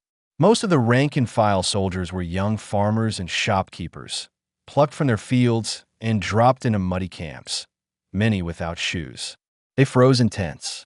They starved when supply wagons failed. They bled in battles that didn't make the papers. Their sacrifice was real, even if the plans behind them were not. And yet, despite the chaos, despite the repeated faceplants, Americans kept volunteering. Patriotism still burned, even as the war effort stumbled. Maybe that's what kept the country from collapsing altogether in those early months. Stubborn, almost reckless hope. Up north, British officers were baffled. The Americans had more people, more land, and more potential, but they kept shooting themselves in the foot, sometimes literally. British generals couldn't believe their luck. Canada's defenses were thin, and yet the U.S. couldn't break through. Why? Because Canada fought with a purpose, defending home turf, with experienced commanders like Isaac Brock and native allies like Tecumseh, who understood the terrain far better than any American general. Speaking of Tecumseh, that brings us to the next chapter. While Congress squabbled and generals fumbled their maps, something far more cohesive and far more determined was unfolding in the forests, rivers, and prairies of the Northwest Territory. To most Americans at the time, Native resistance was seen as a side issue, an obstacle, a footnote. But to Britain and to Native nations, this was the real war, one for land, for sovereignty, for survival. And at the heart of that fight stood two Shawnee brothers, Tecumseh and Tenskwatawa. Together, they tried to forge the unforgeable, a united Native confederacy, cutting across tribal lines, languages, and ancient rivalries. And for a brief, electrifying moment, they almost pulled it off. Tecumseh was a warrior, a tall, charismatic, fiercely intelligent leader who understood both diplomacy and battle. He spoke not just for the Shawnee, but as a visionary for all Native peoples. His belief was simple but radical. Native lands weren't tribal possessions to be sold off one piece at a time. They were collective, a shared inheritance. If one tribe ceded land to the U.S., it hurt all tribes. So they had to stand together or be swallowed whole. His younger brother, Tenskwatawa, once a failed drunk named Lalawethika, was the firebrand. After a spiritual awakening in 1805, he became the prophet, preaching a rejection of white culture. No alcohol, no manufactured goods, no treaties. Return to traditional ways, he said, and the Great Spirit would protect you. Tenskwatawa's vision drew thousands to Prophetstown, their headquarters near the Tippecanoe River in present-day Indiana.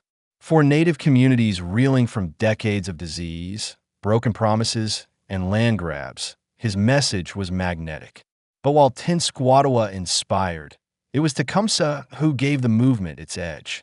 Imagine trying to build a coalition from scratch in a world without phones, without reliable roads, and without shared language. Now imagine doing that with groups who had been fighting each other for generations. That's what Tecumseh attempted. He traveled relentlessly, hundreds of miles on foot and horseback. From the Great Lakes to the Mississippi, down into the Deep South, he met with the Creek, the Chickasaw, the Choctaw, the Potawatomi, the Miami, the Ottawa. Some listened, some didn't. But his mission was clear: unite now or disappear forever. This wasn't just a call to arms, it was a warning. And as the War of 1812 ignited, Tecumseh's Confederacy didn't sit on the sidelines. They took center stage. In November 1811, before the war with Britain officially began, U.S. forces under Governor William Henry Harrison marched on Prophetstown. Tecumseh was away, still building alliances.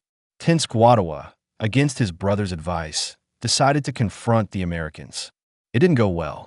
At the Battle of Tippecanoe, the native warriors attacked under cover of darkness, but Harrison's men held. Prophetstown was burned. U.S. newspapers hailed it as a great victory and declared Tecumseh's movement finished. But they were wrong. Dead wrong. If anything, Tippecanoe radicalized the resistance. It proved to many Native groups that diplomacy with the United States was useless. War was the only language left. And when the U.S. declared war on Britain in 1812, Tecumseh made a fateful choice. He sided with the British. Tecumseh saw alliance with Britain not as love for the crown, but as strategy. The British needed native allies. The native coalition needed guns, powder, and a shot at holding territory. General Isaac Brock, the British commander in Canada, immediately recognized Tecumseh's genius. The two leaders hit it off like old friends. Brock even called him the Wellington of the West. When Hull surrendered Detroit, it was Tecumseh's warriors who had helped trap the Americans. Hull reportedly feared what Tecumseh might do if things got violent. That fear helped tip the scales. Tecumseh's coalition became Britain's most valuable ally in the Northwest. His warriors knew the terrain, could move silently, and struck like shadows. U.S. generals didn't just fear the British, they feared Tecumseh. To many Americans, the war was about honor and maritime rights. But to Tecumseh and his followers, it was about something far older and deeper, holding on to a way of life. They weren't just defending hunting grounds. They were defending language, culture, ceremonies, memories. The way a river sounded at night. The way a grandmother told stories around a fire. The sacred meaning of land that couldn't be measured in acres or surveyed with chains. Tecumseh knew that even if they won battles, the future was slipping through their fingers. American settlers weren't just soldiers. They were families, fences, plows, laws, jails. They were permanents. And once they came, they never left. But it wasn't all unity and fire. The Confederacy was fragile. Some tribes were wary of Tenskwatawa's religious extremism. Others didn't trust Tecumseh's loyalty to the British. And many, especially in the South, just weren't ready to gamble everything on another war. Still, the fact that Tecumseh got as far as he did is nothing short of incredible. For a few years, he managed to do what no native leader before or since has fully accomplished: build a pan-tribal resistance powerful enough to change the course of history. Back in D.C., Tecumseh's name was whispered with a mix of fear and fascination. Unlike previous native leaders, he wasn't easily dismissed. He spoke with conviction. He planned like a general. He wrote letters that read like statecraft. One congressman reportedly said, "We are at war not just with Britain, but with a man who sees us more clearly than we see ourselves." And he wasn't wrong.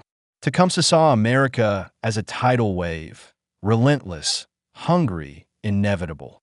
But he wasn't going to lie down and drown, not without a fight. So by the end of 1812, America had declared war, fumbled its first invasions, and stumbled into a far bigger fight, one that stretched across forests, alliances, and generations. Tecumseh's war wasn't a sideshow. It was the show, especially in the West. And the longer the U.S. dragged its feet, the stronger his movement grew. By late 1812, the United States was barely 6 months into the war, and already it felt like the country had face-planted into a puddle of its own overconfidence. 3 failed invasions. 1 humiliating surrender. A British native alliance gaining strength by the week. And a home front that looked less like a war effort and more like a poorly organized bake sale. Naturally, the knives came out. In Washington, in state houses, in taverns, anywhere Americans gathered, the question rang out: who messed this up? And the answers? Oh, they came fast. Too fast, actually. Because nothing unites a divided nation like the chance to point fingers. Let's start with the loudest critics. The Federalists, especially those in New England, had been against the war from the start. They called it reckless, rushed, and unnecessary. Now, with American forces tripping over every border and getting outmaneuvered at every turn, they were feeling vindicated. And they didn't hold back. Federalist newspapers printed blistering editorials accusing President Madison of dragging the country into a fight it didn't need and couldn't win. They mocked the war hawks as amateurs playing soldier. Some went so far as to accuse the administration of warmongering just to win votes in the South and West. In private, many Federalist leaders were quietly hoping for disaster. In public, they said things like, "This is what happens when you let Virginians run a war." Brutal stuff. Now, James Madison wasn't blameless. The man was a brilliant thinker, a constitutional scholar, a measured and decent human being. But a wartime president? Not exactly. He hated conflict. He deferred to Congress far too often. And his War Department was a bureaucratic swamp. He hadn't cleaned house before launching the invasion of Canada, hadn't pushed for a serious military buildup, and hadn't demanded clarity from his generals. It was like trying to steer a ship with a wet noodle. And when things started to go sideways, Madison's response was polite frustration. Not helpful. To his credit, he did start to make changes in late 1812. But by then, the war had developed a personality of its own, and it wasn't the kind of war that followed instructions. Okay, let's talk about the generals. Because some of them were Revolutionary War vets, which sounds great until you realize that 1776 was 36 years ago. 36 years. That's like hiring someone today because they built a website in 1989. Others were political appointees, handed stars and stripes, not because they could command men, but because they knew someone who knew someone in Congress. Stephen Van Rensselaer was a respected landowner, sure, but he had no business commanding troops. William Hull hadn't fought a battle in decades. And Dearborn? The man had the energy of a snoozing armchair. And it showed. Poor coordination, sluggish movements, missed opportunities. Every one of them made decisions that, in hindsight, read like cautionary tales. Still, were they entirely to blame? Not really. They were thrown into a war with almost no preparation, little support, and massive expectations. It was like being handed a match, a paper map, and told, light the way. While soldiers shivered in the mud and Canadians looked at Americans like confused neighbors, Congress broke into its own skirmish, one of speeches, sarcasm, and long-winded letters. Warhawks blamed the generals. Federalists blamed the administration. Moderates blamed the War Department. And pretty much everyone blamed the other guy. And because it was Congress, they responded to disaster the only way they knew how, by forming committees. Lots of them. Investigative committees, supply oversight committees, coordination review panels, none of which helped a single soldier eat dinner faster. Another issue? The states. Remember, this was still early America, where united was more aspirational than actual. Each state guarded its autonomy like a toddler guards its favorite toy. Militias were under state control. Governors often refused to send troops across borders. In fact, when Madison called on state governors to provide troops for the war effort, some just ignored him. Or worse, like Massachusetts Governor Caleb Strong, actively refused, citing that the war was unconstitutional. You know it's bad when your own governors ghost you during wartime. And then there was the quiet killer, logistics. Even if the troops had the will and the generals had the plans, the army couldn't function without food, gunpowder, blankets, wagons, and maps that didn't lie. And the War Department had no idea how to manage that. Supplies were late. Wagons broke down. Foraging was unreliable. Winter clothing didn't arrive until spring. Letters were lost. Rumors outpaced reality. In short, America had no idea how to move an army. And so men froze. Battles were missed. And trust in leadership, already thin, evaporated.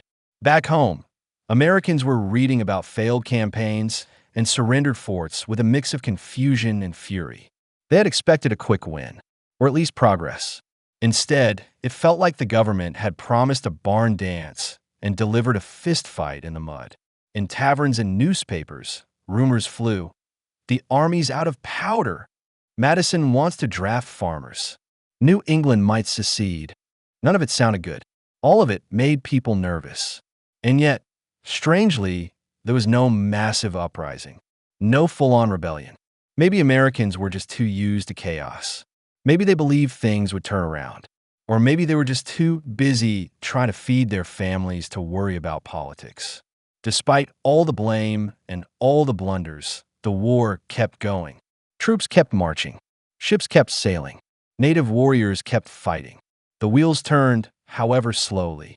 And while 1812 looked like a catastrophe, history has a funny way of bending.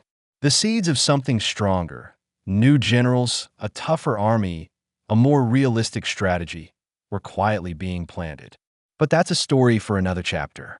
By the end of 1812, America had declared war with no real plan, attacked Canada, and failed 3 times, surrendered one of its key forts without a fight, been outmatched by Native Confederacy with a visionary leader, and entered a national blame spiral worthy of a reality show. And yet, somehow, the country still stood. Wounded, humiliated, but still swinging. The war was real now. It couldn't be undone. And ready or not, America had to find a way to finish what it started. Let's be honest, when America declared war in 1812, it didn't exactly come with a thunderclap of readiness, especially not at sea. The British Royal Navy was the baddest beast on the oceans. It had over 600 warships, disciplined crews, centuries of naval tradition, and a global network of ports like a spiderweb stretching across continents. In America, 13 ships, not 13 squadrons, 13 ships. If that sounds like a joke, you're not wrong, but someone forgot to tell the American sailors. The fledgling U.S. Navy wasn't just outgunned, it barely existed. Congress had been reluctant to fund it in peacetime, worried that a navy might drag the country into foreign wars or become too powerful at home. So what little fleet there was had been cobbled together with limited cash, a lot of personal favors, and no small amount of desperation. But here's the thing, it wasn't just about ships. It was about the people on them. Because the sailors who climbed aboard those creaking, salt-encrusted vessels weren't thinking about naval superiority or congressional votes. They were thinking about freedom, survival, and maybe a little revenge. Some had seen friends impressed by the British. Others had lost cargo to blockades or raids. Many just believed, stubbornly and fiercely, that this little country had the right to sail free and unbothered. And so, with war declared and very few resources, these sailors sailed out anyway, into the Atlantic, into the fog, into the teeth of the greatest maritime empire the world had ever seen. If the fighting in Detroit was embarrassing, the Western Frontier Campaign was something else entirely. Chaotic, vengeful, and soaked in blood long before 1812 ever showed up on the calendar. Out here, in the tangled forests and rough-cut settlements of Indiana, Illinois, and Ohio, the war didn't feel like a noble defense of national honor. It felt like a string of old grudges erupting into fresh violence. And most of the time, the U.S. government had little control over any of it. Before war was declared, settlers in the West had already been pushing the boundaries of American expansion, often illegally. Treaties were ignored, native land was gobbled up, and violence simmered just below the surface. Tecumseh and his brother Tenskwatawa, the prophet, had tried to form a pan-Indian alliance to resist that tide. In 1811, just a year before the war officially began, William Henry Harrison led a preemptive strike on Prophetstown at the Battle of Tippecanoe. It was a hard-fought, messy battle, and while Harrison claimed victory, the aftermath only deepened Native resolve. So when war with Britain was declared, many Native nations saw a window, not because they cared about British politics, but because the enemy of their enemy had just gone to war. The frontier went up like dry timber in August. Let's talk about militias for a second. In theory, they were the backbone of frontier defense. Local farmers, hunters, and tradesmen sworn to protect their communities. In practice, they were undisciplined, under-equipped, and often more interested in revenge than tactics. Some militiamen were brave. Some were capable. But most didn't sign up for long campaigns or follow complex orders. They fought on emotion, not formation. That worked in short, local bursts. But when the war spread across wide territory and required coordination with regular U.S. Army units, it was like trying to herd raccoons with a flute. One grim example, the 1813 River Raisin Massacre near modern-day Monroe, Michigan. After a poorly planned American offensive, Kentucky militia were caught in retreat by British and Native forces. Over 300 were killed, and wounded prisoners were later executed or left to die.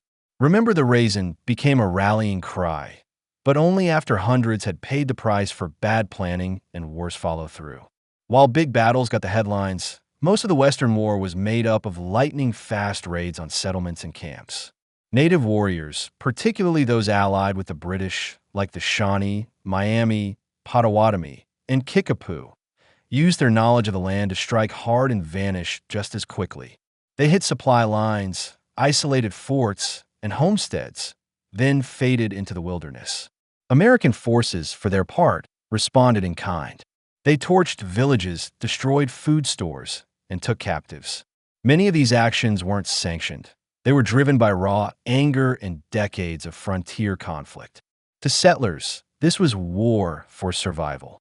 To native nations, it was a fight for existence. And neither side showed much mercy.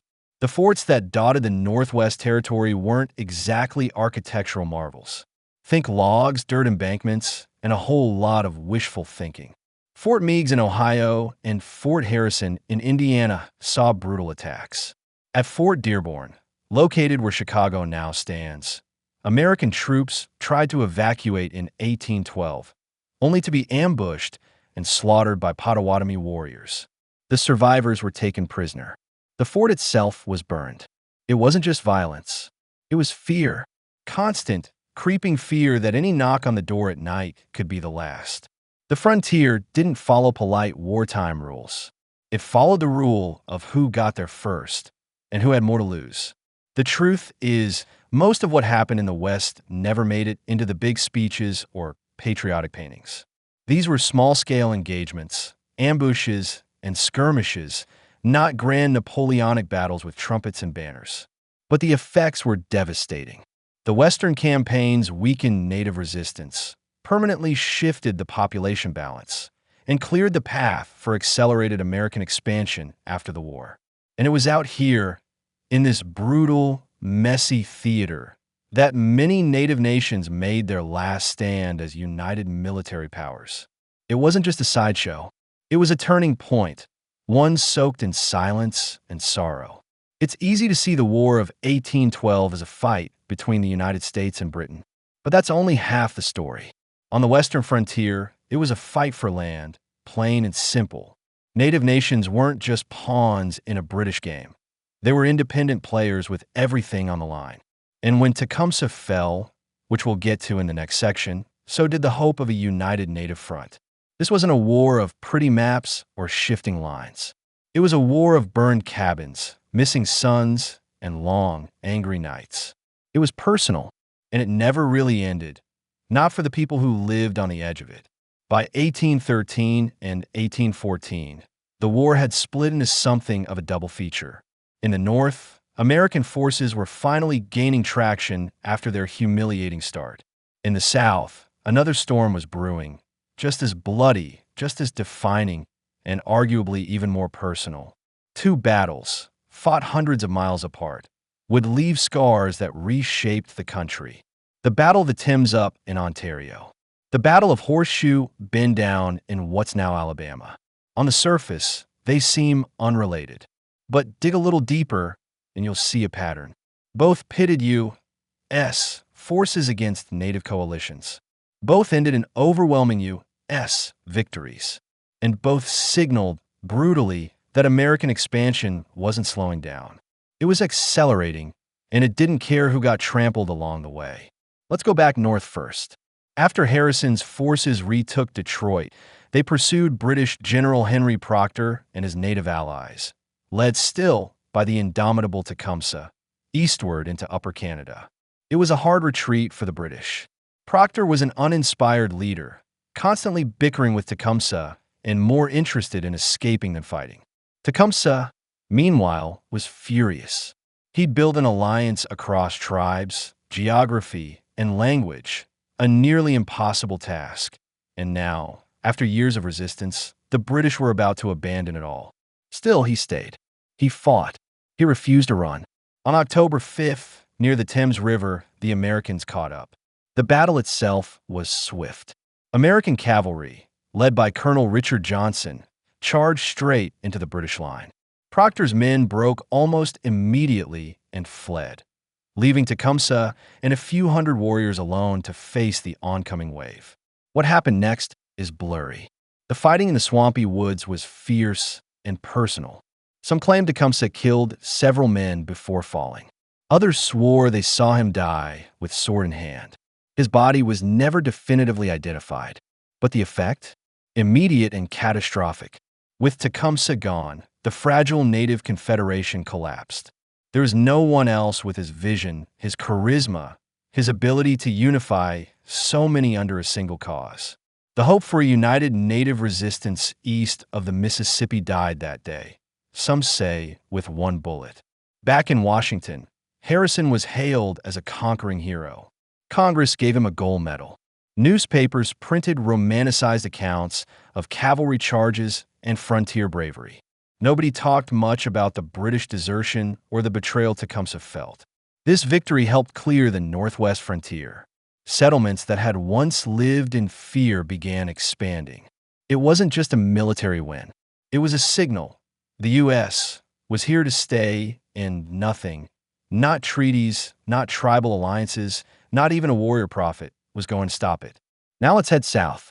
While Harrison was chasing British troops and burying dreams in the Canadian mud, another man, lean, haunted, and absolutely relentless, was forging his own legend. Andrew Jackson. If Harrison represented the establishment, Jackson was the firebrand.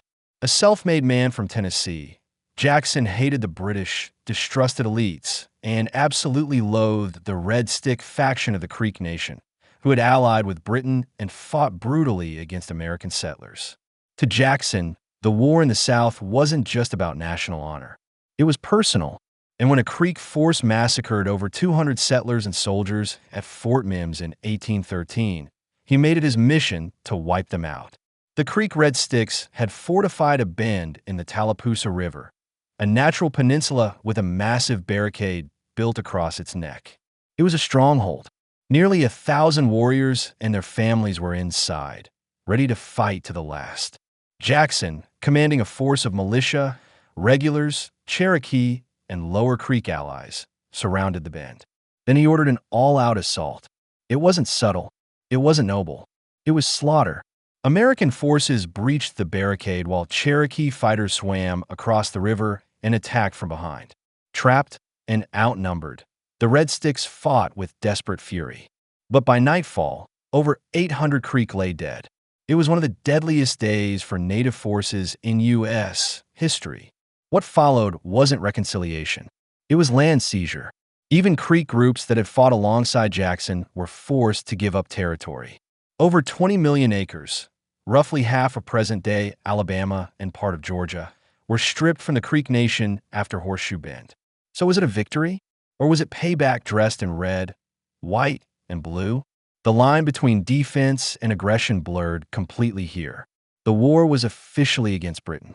But on the ground, in the forests and the river bends, in the homes of Native families, it was a war of expansion, a war for land. And Jackson? He came out of it with a national reputation that would eventually carry him to the White House. From Thames to Horseshoe Bend, 2 stories unfolded, each one brutal, each one victorious, and each one reshaped not just the map, but the narrative of who America was becoming.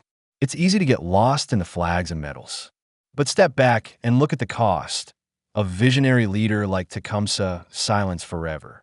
Thousands of Native lives lost, communities uprooted. A government willing to accept, if not embrace, total war against civilian populations. These weren't just battles. They were messages. And the message was clear. Expansion would not be stopped. Native sovereignty, as the United States understood it, was inconvenient at best and disposable at worst. Despite these victories, the war was far from over. In the North, America still couldn't quite get Canada under control. In the East, something far more horrifying was brewing. A British invasion of the U.S. coastline, including the capital itself. But in the wake of Thames and Horseshoe Bend, one thing was certain. America was learning to fight dirty. And it was getting good at it.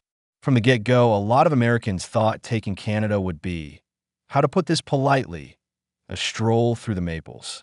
Thomas Jefferson himself famously predicted that capturing it would be a mere matter of marching. Seriously, that was the strategy. March north, wave a few flags, and wait for the grateful Canadians to switch teams. Spoiler alert, they did not. Instead of welcome parades, U.S. forces met bitter cold logistical nightmares, angry militias, and some of the most determined resistance of the war. The Canadian campaign didn't just fumble. It face-planted, recovered slightly, and then tripped over its own snow-covered boots all over again. Let's talk terrain for a second. The U.S.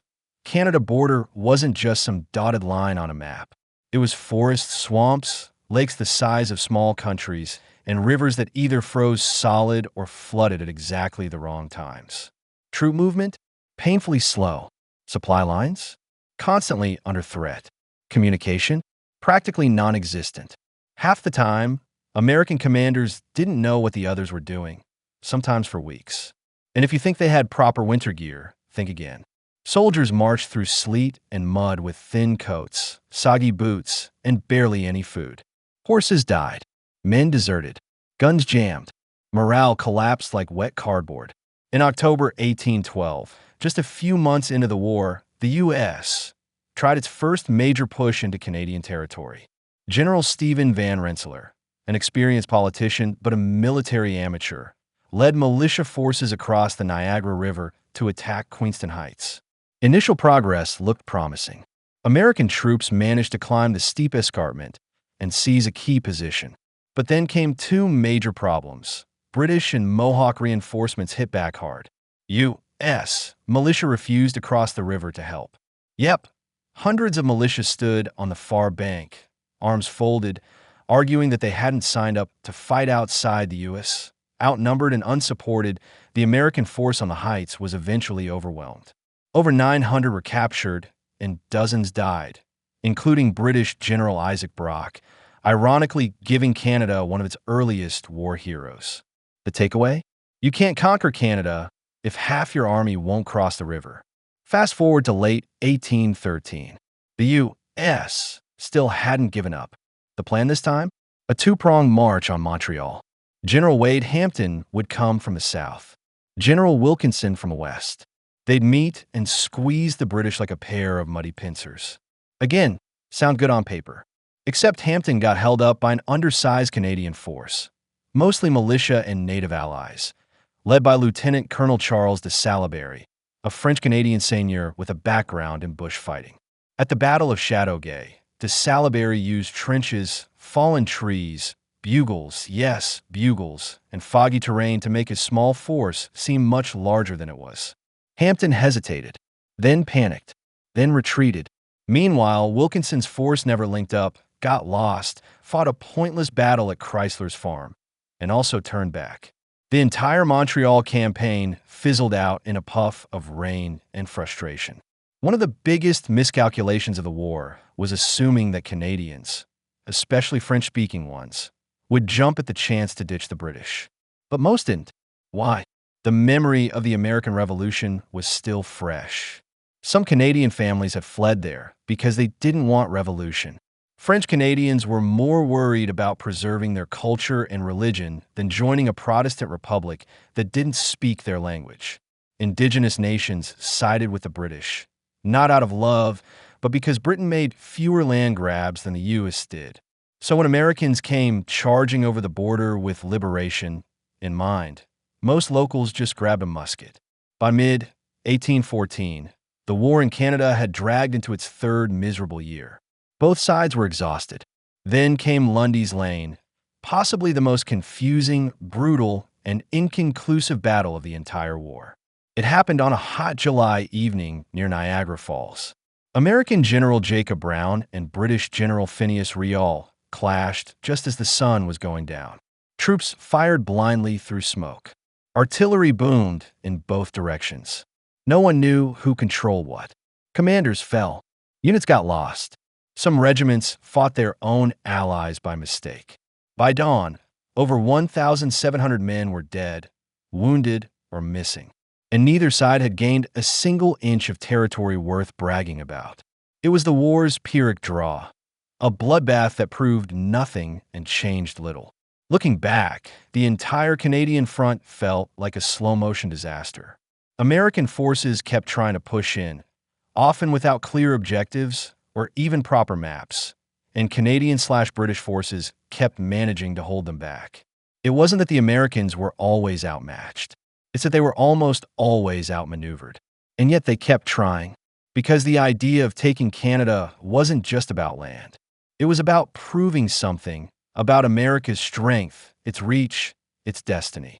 And maybe, just maybe, sticking it to Britain one more time.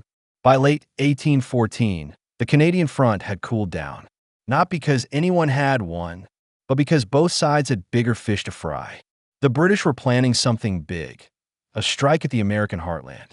Meanwhile, American forces were bracing for whatever came next, tired, scarred, and wondering if this war would ever end. The campaign for Canada didn't deliver conquest. It didn't bring glory, but it did leave a message carved in frozen ground. This continent was not easily tamed. Not by declarations, not by marching, and definitely not by underfed soldiers in wet boots. By 1814, the war had entered a new, unsettling phase. After years of back-and-forth skirmishes and failed invasions, the British decided to do something bold and brutal. They would strike directly at the American heart, not in the woods of Ohio or the marshes of Ontario, but on the marble steps of the U.S. government itself. Washington, D.C. The plan was to sail up the Chesapeake Bay with a fleet of warships and land several thousand troops to strike at the barely defended capital. Why?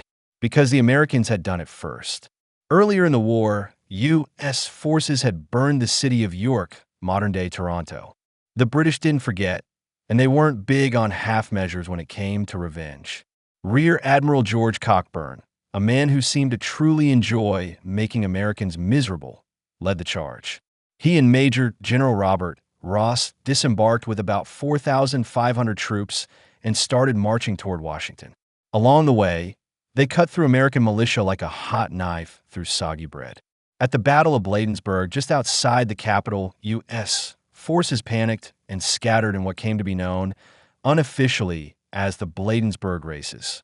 It wasn't so much a battle as a full-speed retreat. With no one left to defend it, Washington was wide open. That night, August 24th, 1814, the British entered the city. They set fire to the Capitol. They torched the Library of Congress. They burned the Treasury, the War Office, and the Navy Yard. And yes, they set fire to the White House, then called the Presidential Mansion. Dolly Madison, in one of the most famous acts of quick thinking in American history, stayed just long enough to rescue the now iconic portrait of George Washington before fleeing. That part's mostly true, by the way, though several enslaved servants actually did the physical work of saving it. By morning, the Capitol was charred black and smoldering. The symbolism was devastating. The seat of American government in ruins. Officials scattered. The president on the run. But while the British celebrated their revenge, they didn't stick around. A storm, some said a tornado, swept through the city the next day, helping extinguish the fires. And with their point made, the British returned to their ships. The U.S. Capitol had been burned, but not broken. Next stop on the British hit list, Baltimore. This wasn't just frontier bloodshed. The Creek War was a war within a war. An internal civil war among the Muskogee Creek people that collided violently with American expansionism and the broader War of 1812. It was one of the most brutal and personal conflicts of the entire era. And like so many things in the South, it started with family turning on family. The Creek Nation had always been complex, confederated towns rather than a single unified front spread across what's now Alabama and Georgia. Some Creek leaders had adapted to life alongside American settlers, farming in Western styles, trading in U.S. markets, even sending their children to missionary schools. They saw cooperation as a strategy for survival. But others, furious at the cultural changes, suspicious of land sales, and sick of foreign interference, refused to bend. This more militant faction became known as the Red Sticks, named for the red-painted war clubs they carried into battle. Inspired by the prophetic fire of Tecumseh and his brother the prophet up north, they believed the Creek had to return to their traditions and expel outsiders, white or native, who threatened them. So, long before the U.S. even fired a shot, the Creek were already at war with themselves. On August 30th, 1813, the Red Sticks attacked Fort Mims, a stockade near present-day Mobile, Alabama. It wasn't a typical military post. It was packed with nearly 550 people, including mixed-race Creeks, white settlers, and African Americans, many of them enslaved. The Red Sticks came with fury. They killed nearly 250 people, men, women, and children. They spared some enslaved people, others they took as captives, but the carnage was terrifying. Bodies were mutilated. The fort burned. Survivors were few. To the American South, it was a thunderclap. The press exploded with horrific details, many true, some exaggerated, and the phrase, "Remember Fort Mims," became a rallying cry. Settlers panicked. Militias mobilized. Andrew Jackson, still aching from old wounds and simmering with purpose, now had his war. Jackson unleashed. The hammer falls if you think Jackson was ruthless before. The Creek War sharpened him like a knife. He raised a ragtag force from Tennessee, including volunteers who admired him and others who feared him. He rode with chronic pain, barely sleeping, surviving on grit, coffee, and the occasional letter laced with bile. One aide described him as looking half dead, but more determined than any man alive. The campaign was brutal. Jackson pushed his troops hard, through swamps, cold rains, dense woods, and constant hunger. Supplies failed. Morale dipped. Men mutinied. Jackson threatened to shoot deserters himself. He was part general, part madman, and the line between the two kept blurring. He knew that to end the war, he'd have to break the Red Sticks in their stronghold, Horseshoe Bend. On March 27, 1814, Jackson's army, now reinforced with Cherokee and Lower Creek allies, cornered the Red Sticks at a sharp bend in the Tallapoosa River. The Red Sticks had fortified the spot well, building a log barricade across the narrowest point. They thought the river at their backs would protect them. It didn't. Jackson opened with artillery, then ordered a full assault.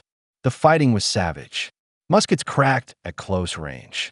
Bayonets stabbed through barricades. Many Red Sticks refused to surrender. Some jumped into the river and were gunned down. It was slaughter. When the smoke cleared, over 800 Red Stick warriors were dead. More native blood spilled in a single day than in any other battle in American history. Jackson didn't just win. He crushed them.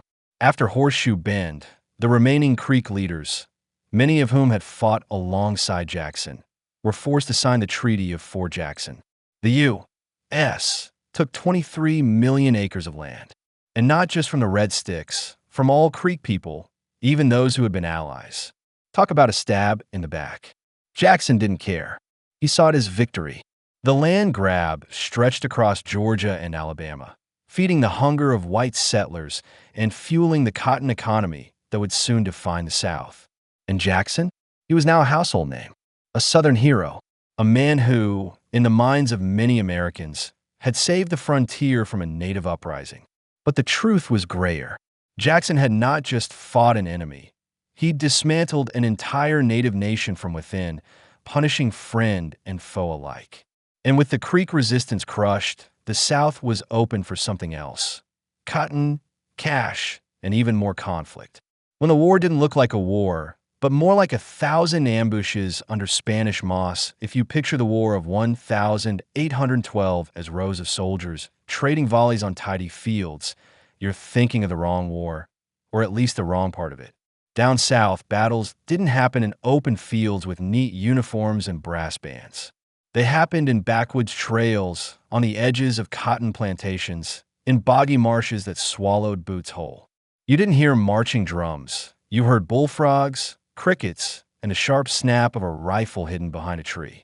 This was a guerrilla country, and while Jackson and the regulars were clashing with Creek warriors, the rest of the region was tearing itself apart in a dozen smaller fights. Local militias fought native raids. Enslaved people escaped into the night. Spanish forts looked the other way while British agents stirred the pot. It wasn't just a battlefield. It was a pressure cooker. The American South in the early 1800s wasn't easy to fight in. The terrain was thick, wet, tangled, designed more for alligators than armies. Dense forests and endless swamps made marching a nightmare. Roads were barely roads. Rain turned everything into sludge. Supply lines? Huh. They broke more often than they held. And then there was the heat, the kind that makes gunpowder useless and tempers flare. Soldiers collapsed from disease, not bullets. Mosquitoes and dysentery did more damage than British muskets ever could. Even hardened troops found themselves worn down, hallucinating, itching, and starving. It was the perfect environment for guerrilla warfare, and that's exactly what flourished. Southern militias were a strange breed.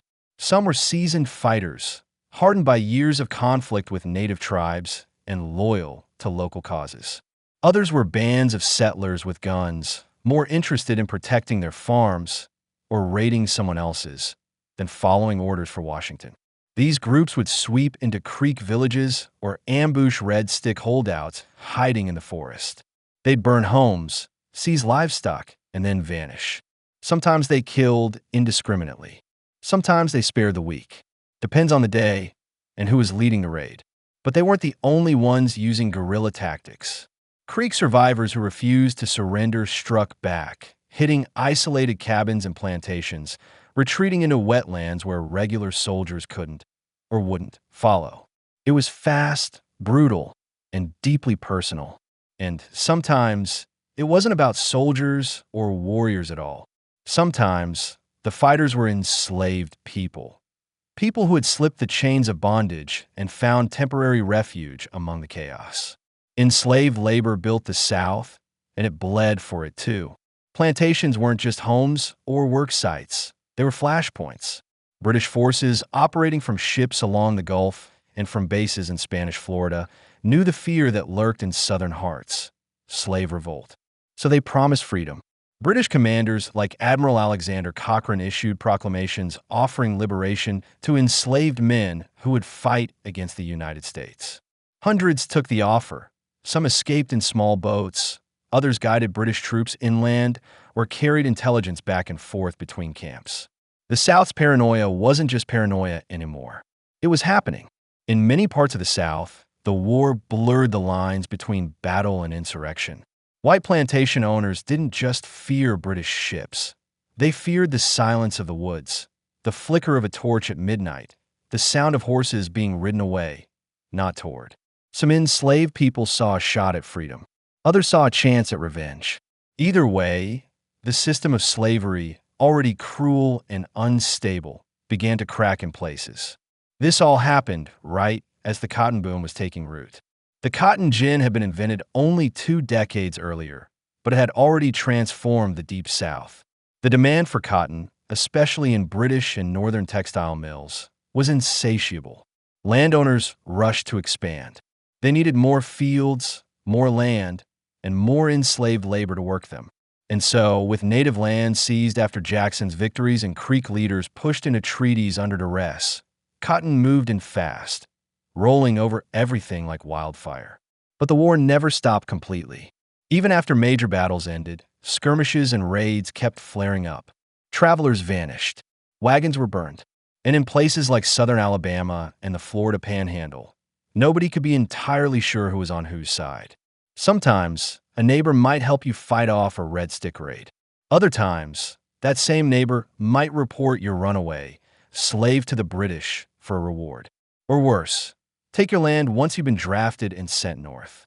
The Southern theater wasn't polite or tidy. It was half civil war, half invasion, and always soaked in humidity, mistrust, and blood. And if you looked south toward Florida, you'd see where things were headed next. Because the British weren't done, and neither was Jackson. Spain said they were neutral. Jackson called that a joke.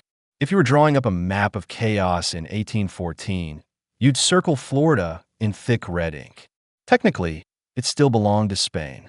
In reality, it was up for grabs. British agents roamed freely. Native groups took shelter and regrouped there. Enslaved people who fled plantations disappeared into its forests and swamps. And American eyes, especially Andrew Jackson's, watched it like a wolf watches a bleeding deer. Florida was a borderland in the worst sense.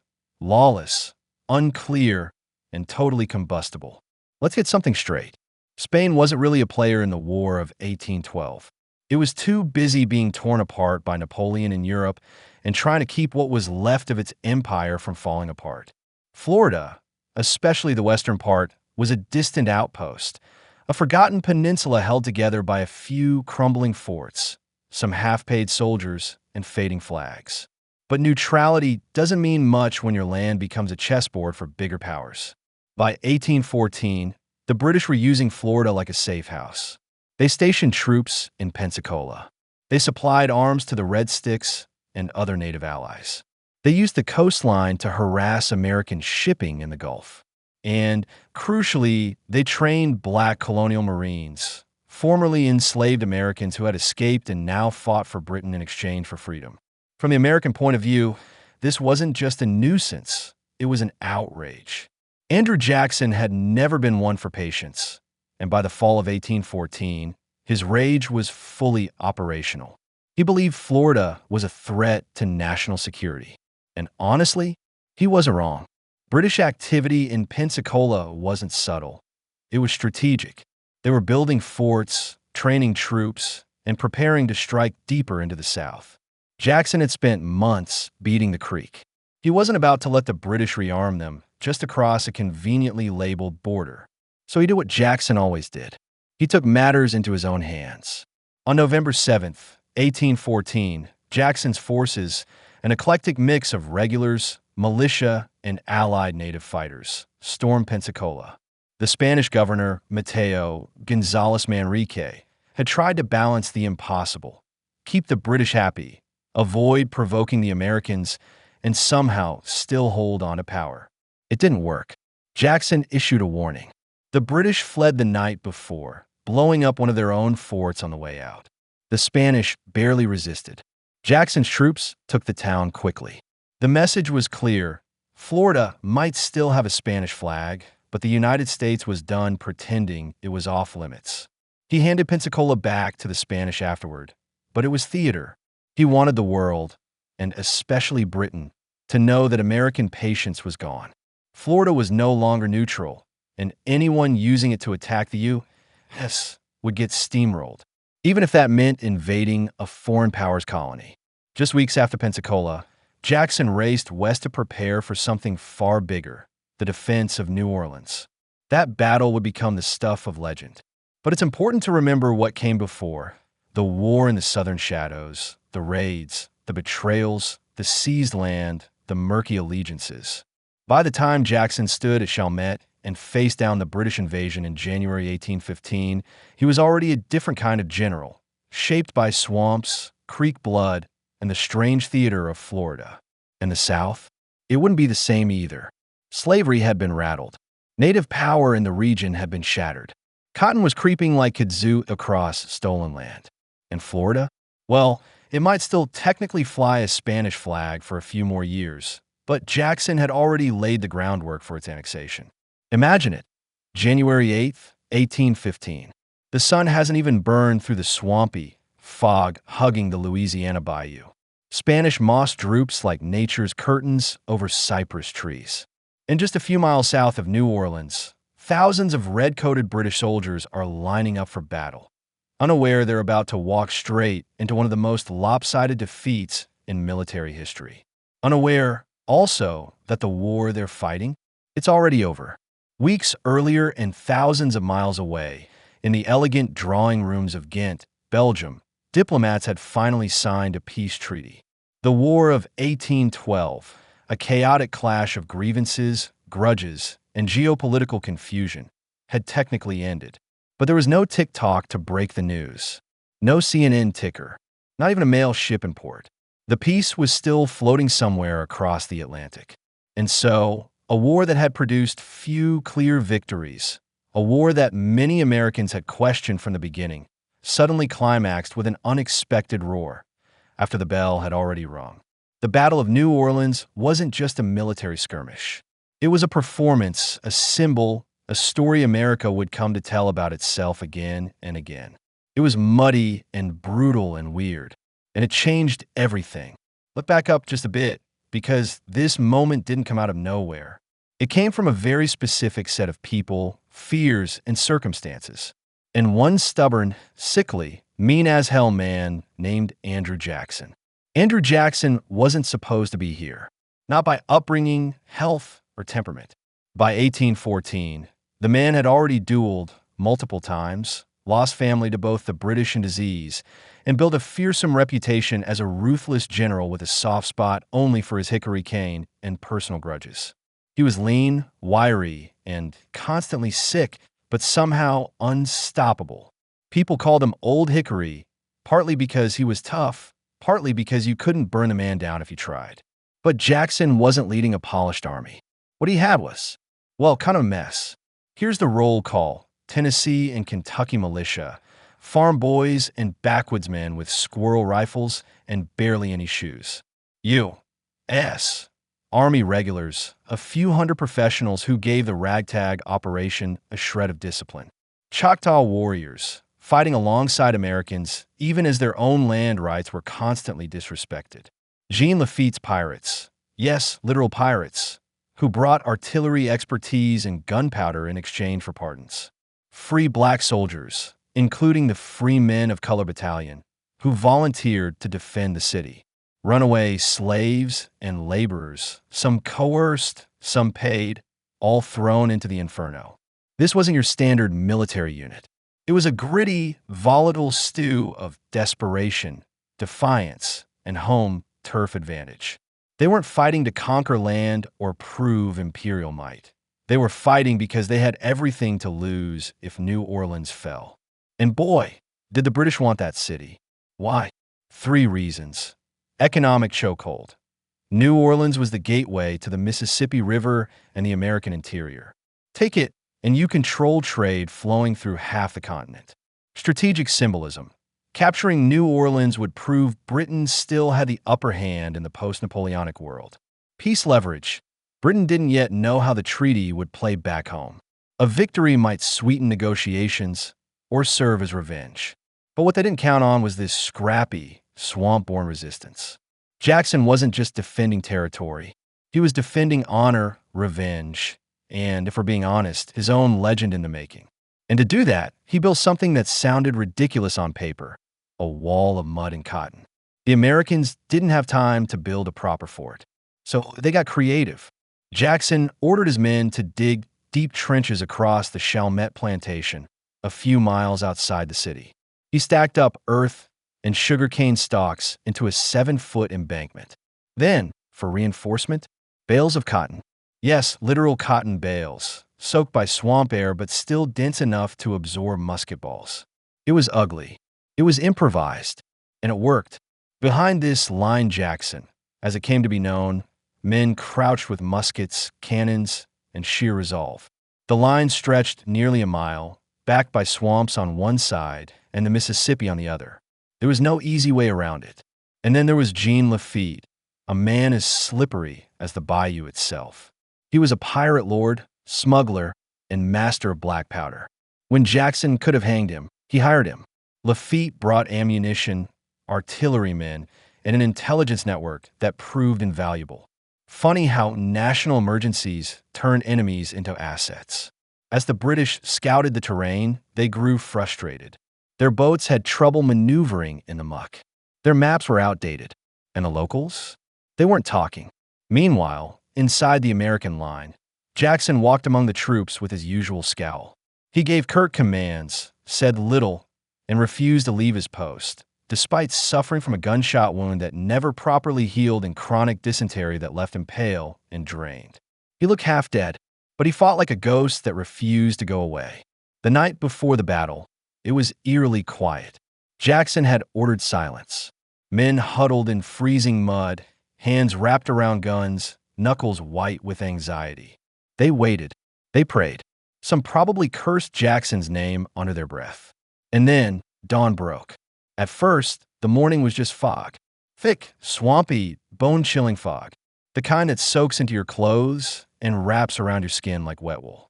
You couldn't see 100 feet ahead.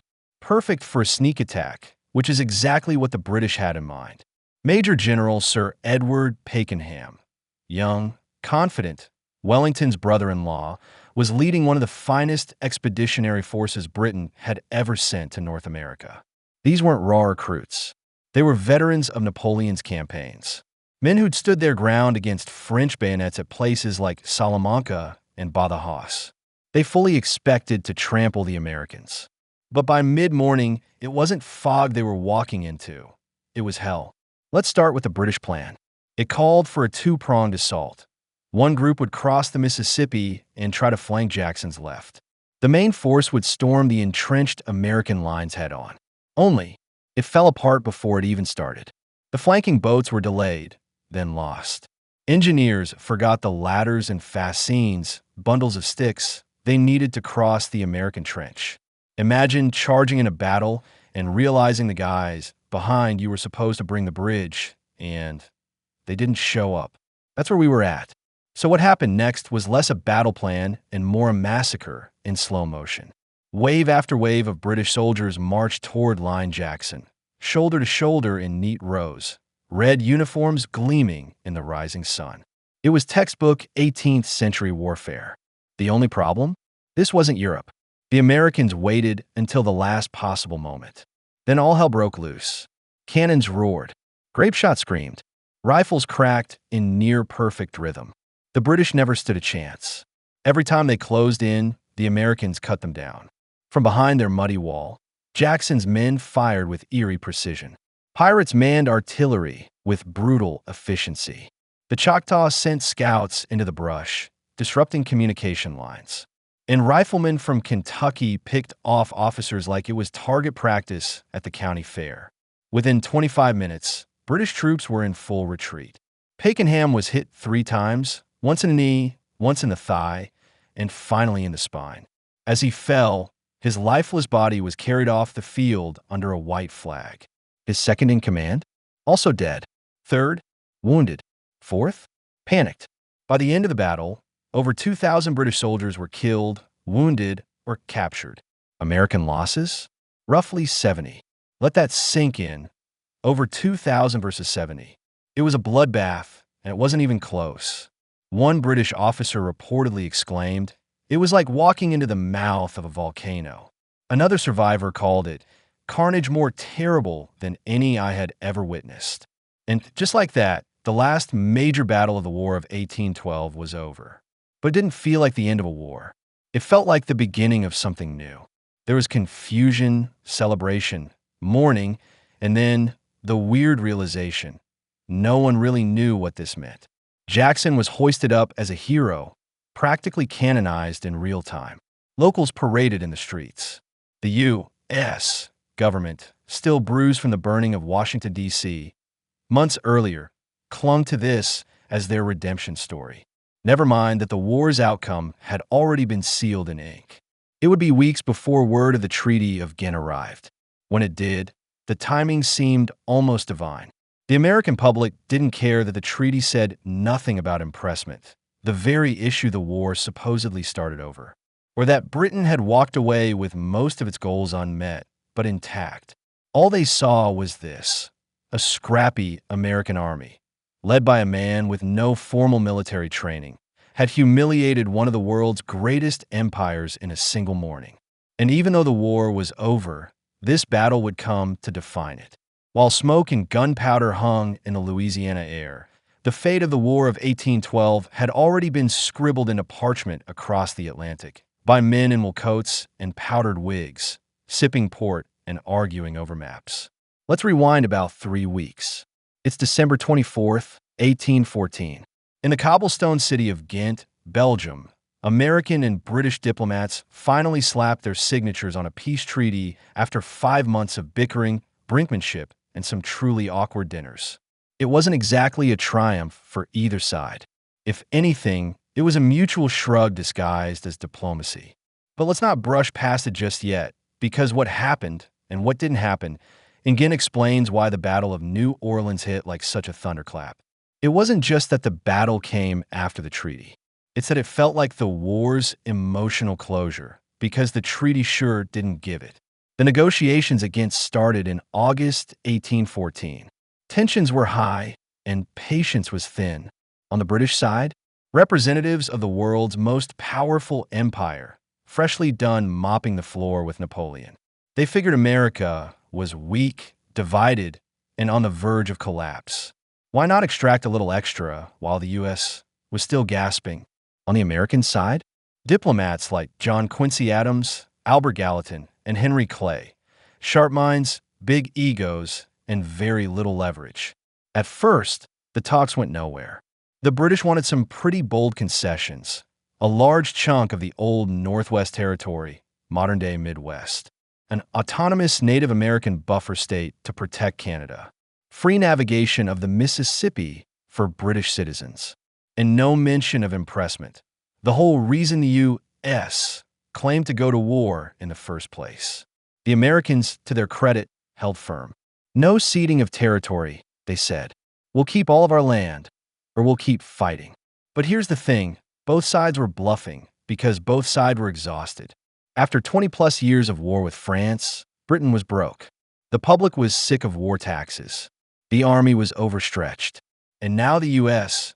had proved at battles like Lake Erie, Baltimore, and yes, New Orleans that it wasn't exactly rolling over. Plus, news from the American front was chaotic and unreliable. British politicians wanted the whole thing tied up before Parliament convened again. And so, gradually, they started dropping demands. First the Mississippi thing, then the buffer state, then everything else. Meanwhile, the Americans kept pretending they had the strength to drag the war on, when in reality, Washington, D.C. was still charred from the British torching it, and the National Treasury was running on fumes. It's almost funny.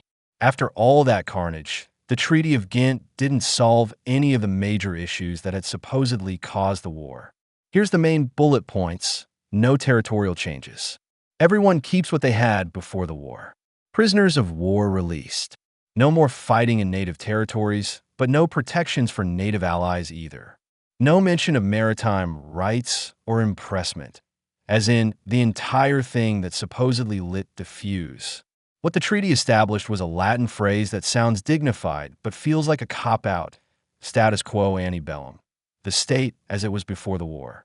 So, we fought for 2.5 years, lost thousands of lives, watched cities burn and ships sink, and then agreed to go back to the way things were. Yeah, pretty much. Depends who you ask. Britain? They prevented U.S. expansion into Canada, kept their colonies, and avoided further economic drain. America? They held their own against a global superpower, stopped British advances in the South, and stirred up a powerful new sense of nationalism. Native Americans? Crushed, betrayed. They lost land, protection, and any diplomatic leverage they might have had. Slaves who fled to British lines for freedom. Many were re-enslaved or abandoned. Federalists who opposed the war, politically ruined. In Europe, the War of 1812 was a footnote. But in the United States, the treaty felt unsatisfying, like a story that fizzled out without a climax. That's why the Battle of New Orleans, though irrelevant to the treaty, hit like a thunderbolt. It gave Americans the feeling of victory, even if the paperwork didn't. It was cinematic. It was cathartic. And it arrived just in time to reshape the entire war's legacy. Here's the thing about war. Facts don't always write the story. Feelings do. And after years of national embarrassment, burned capitals, failed invasions, a war few even wanted in the first place, the Battle of New Orleans gave Americans a feeling they hadn't had in a long time. Pride. So what if the treaty had already been signed? So what if nothing really changed on paper? The people didn't read parchment. They read headlines, heard ballads, and listened to tavern storytellers with whiskey breath and vivid imaginations. And the story that stuck? America crushed the mighty British Empire. Andrew Jackson led an army of farmers, pirates, and free black soldiers to victory. The redcoats fell like wheat before the scythe. And that's how he won the War of 1812. That version wasn't exactly true, but it wasn't exactly false either. It was useful. It stitched up old wounds and made Americans believe they'd done something epic, something foundational. And Andrew Jackson, he became more than a general. He became a symbol. Jackson's face was everywhere, on coins, in paintings, on mugs and banners. He was tough. He was Southern. He wasn't born in privilege or groomed in Congress. He got things done with fists, not finesse. That image stuck. Politicians flocked to him. Artists romanticized him. Newspapers hailed him as the second coming of Washington, except with more bite. By the time the Treaty of Ghent finally arrived in Washington, February 1815, Jackson had already become a household name. The timing was too perfect to question. It didn't matter that he fought the biggest battle after the war was technically over. It just mattered that he won. You know how a magician gets you to look one way while the trick happens in the other? That's what the War Department did with New Orleans. They downplayed the treaty delay and upplayed the heroics. Congress rushed to award Jackson a gold medal. The Senate called the victory the most brilliant and decisive battle ever fought in the annals of American history. No one mentioned how many Americans had died at Bladensburg or the fact that the British had roasted the White House like a chestnut. And honestly, most people didn't want to remember that anyway. In a fractured country, still recovering from internal division and external humiliation, New Orleans became the war. It became a shorthand for grit, ingenuity, and national rebirth. Even the song, The Hunters of Kentucky, written to glorify the battle, became Jackson's unofficial campaign anthem when he ran for president. Spoiler, he won. Oh, the Federalists. These guys, mostly based in New England, had opposed the war from the start. They called it Mr. Madison's War, arguing it was a reckless, unnecessary conflict that endangered trade and diplomacy. By late 1814, a group of them had even met in Hartford, Connecticut, to propose constitutional amendments, and maybe even secession. But then New Orleans happened, and overnight, they looked like traitors, cowards, pessimists. The national mood had turned, and the Federalists didn't get the memo. Their party collapsed within a few years. No one wanted to hear about what could have been when America beat the British was the hot headline.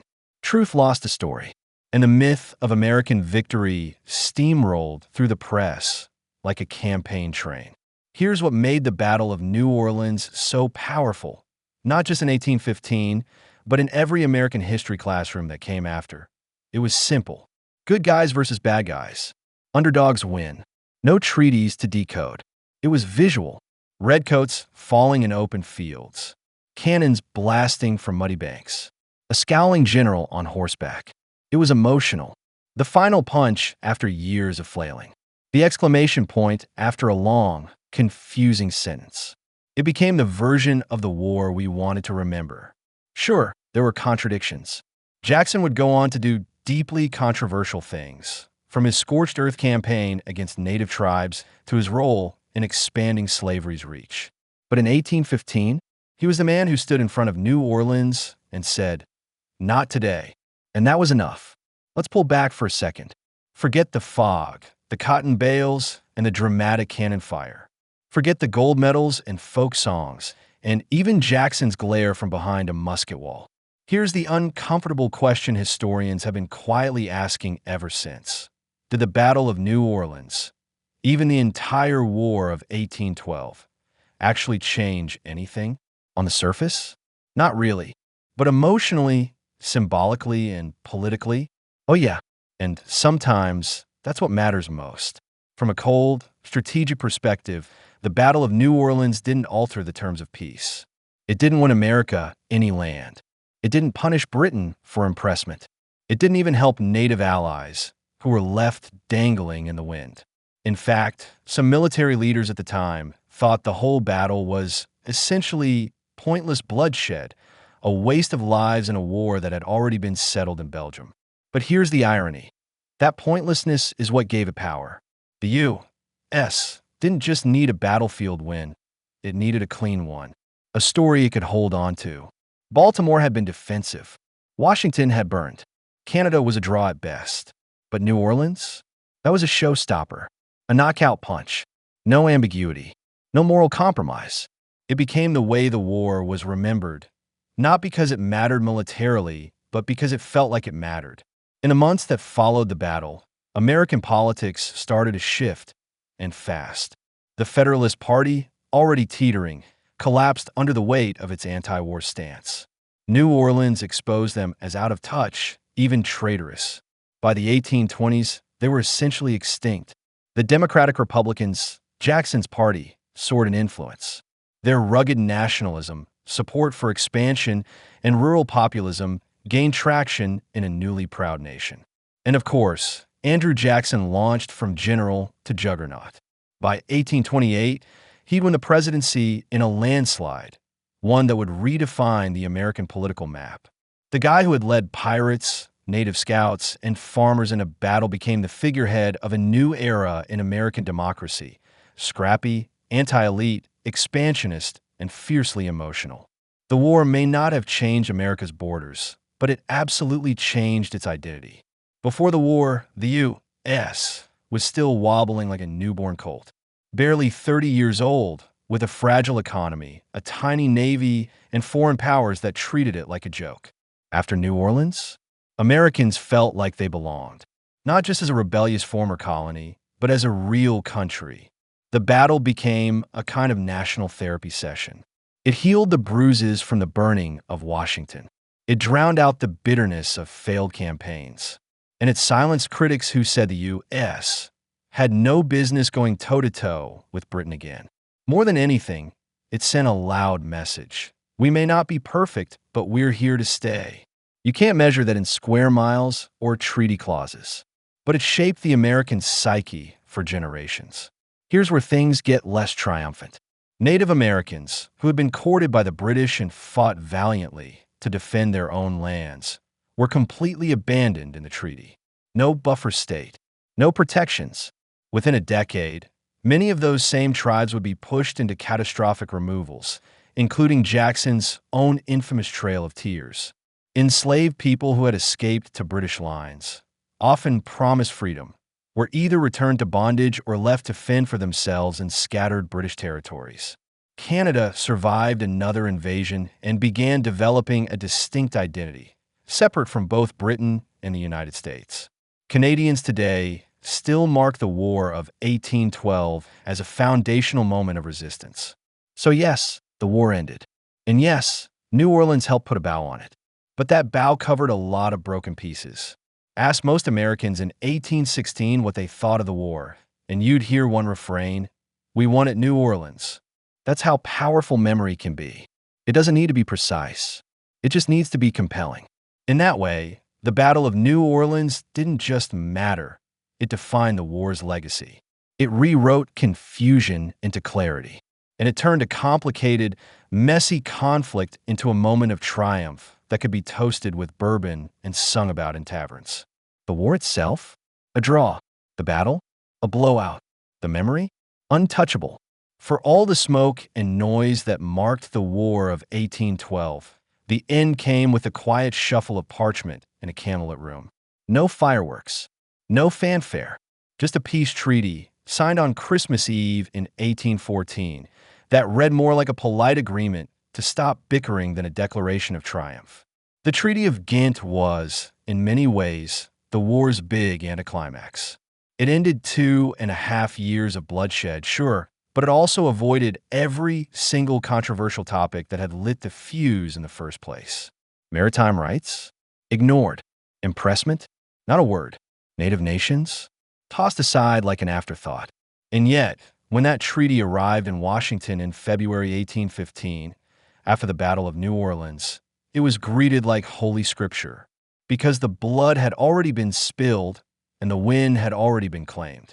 It was time to wrap the war up, tie a bow on it, and move on. Let's take a closer look at the scorecard from Britain's point of view. At the start of negotiations, they were feeling confident. Napoleon had been defeated for now, and their seasoned troops were free to redeploy to North America. They'd torched the U.S. capital, blockaded the coastline, and seemed poised to crush what they saw as a rogue experiment in republicanism. So in Ghent, they came in swinging, a native buffer state in the Ohio Valley, to act as a protective cushion for Canada. Territorial concessions, especially the Great Lakes region, continued access to the Mississippi River for British traders and indigenous allies. A refusal to acknowledge any blame for impressment or blockades. But then, the war dragged on, and their appetite for conquest, it thinned out fast. By late 1814, Parliament was restless, war-fatigued, ready to focus on rebuilding Europe, not policing the Americas. Plus, news of American resistance in Baltimore and rumors of battles like Lake Champlain where U.S. forces held their own, made the British think twice about asking for too much. And so, piece by piece, they walked back their demands. By the end, the final treaty gave them nothing new, just an end to hostilities. And while they technically avoided admitting guilt for impressment or maritime aggression, they also didn't get to keep a single inch of territory. The Latin phrase that defined the treaty, status quo ante bellum, literally means the state existing before the war. That's a fancy way of saying, let's just hit rewind. Every occupied fort, town, and region was supposed to be returned. No reparations, no land swaps, no formal resolution of the issues that started the war. It was like two drunk men waking up after a bar fight, both bruised and hungover, agreeing not to press charges and pretending they'd been best friends the whole time. In that sense, the Treaty of Ghent wasn't peace through victory. It was peace through exhaustion. On paper, it was a clean document, straightforward, unemotional, but the truth underneath? Messy. 1. Native nations were betrayed again. Despite promises of protection, Native American allies of the British, especially Tecumseh's Confederacy, were left out of the treaty entirely. Their land, influence, and sovereignty were steamrolled in the name of expedience. It wasn't just a political failure, it was a moral one. 2. Slavery's shadow stayed. Long thousands of enslaved people had escaped to British lines during the war, lured by promises of freedom. Some found it, but the treaty demanded that all property be returned, including human beings. Britain refused. Instead, they evacuated many former slaves to Canada or the Caribbean. A few thousand got freedom. Tens of thousands stayed in chains. 3. Maritime rights? Quietly forgotten. The central grievance, Britain forcibly conscripting American sailors into the Royal Navy, wasn't even addressed. Why? Because it had stopped mattering. With Napoleon gone, the British Navy no longer needed so many bodies. Impressment faded, not by justice, but by disuse. For borders stayed the same, but the world changed. There were no lines redrawn, no empires toppled. But the war redefined the perception of the U.S. in global politics. Before, it was an ambitious toddler on the world stage. After, maybe not grown up, but at least taken seriously. When the treaty finally arrived by ship in early 1815, Washington welcomed it with tired relief. Congress ratified it unanimously. President Madison, who had spent much of the war with his capital in flames and his cabinet scrambling, signed it with barely a smile. He was just glad it was over. The British, for their part, quickly turned their attention back to Europe. Napoleon would escape exile in a few months, and the Battle of Waterloo was on the horizon. America? Not exactly top of mind anymore. And the people? They were tired. Of taxes. Of uncertainty. Of war. So they grabbed the only clear victory they had, New Orleans, and used it as a bookend. The war had started in confusion and contradiction, but it ended with cannon fire and cheering. That's the version people wanted to remember. History has a strange way of polishing rough edges and making myths shine brighter than facts. The War of 1812 was complicated, confusing, inconclusive, but the Battle of New Orleans? That was easy to remember, easy to chant, easy to celebrate. So it stuck. The war itself faded into textbooks and political footnotes. But that battle, fought after peace had been signed by a patchwork army of pirates, farmers, and freedmen, echoed louder than anything that came before it. Because it didn't just win a skirmish. It rewrote the ending. If the Treaty of Ghent had landed in Washington even 2 weeks earlier, New Orleans wouldn't have happened. Jackson would never have become a household name. There would be no dramatic last stand, no national surge of confidence, no folk songs or medal ceremonies. America might have ended the war feeling the way it started, uncertain, divided, unsure of its place in the world. But timing is everything. Instead, a battle that never should have happened hijacked the narrative. And in doing so, it became the story Americans wanted and needed to tell. It gave the war a climax. It gave a face, Jackson's. And it gave it a message. We don't just survive. We fight back, and we win. Let's be clear, Jackson's victory didn't just boost his reputation. It defined his destiny. He rode the New Orleans wind straight to the White House, first as a political outsider, then as a populist juggernaut. His appeal wasn't just policy, it was personality. Grit, frontier swagger, no-nonsense leadership forged in battle. His presidency would go on to reshape the country, for better and, quite often, for worse. He dismantled the national bank. He expanded executive power. He implemented policies that led to the Trail of Tears. But none of that happens without January 8th, 1815. That was his crucible. That's when America decided it liked its heroes muddy, loud, and bullet-scarred. Every country needs a story, a gluey myth that holds the contradictions together. New Orleans became that glue, not because it represented truth, but because it represented hope. It said, you don't need a standing army to win a war. You don't need global respect to demand it. You don't even need clarity. You just need one hell of a final act. And so, schoolbooks leaned on the battle. Artists painted it with glowing nostalgia. Politicians referenced it in speeches. It became a rite of passage in how Americans understood themselves.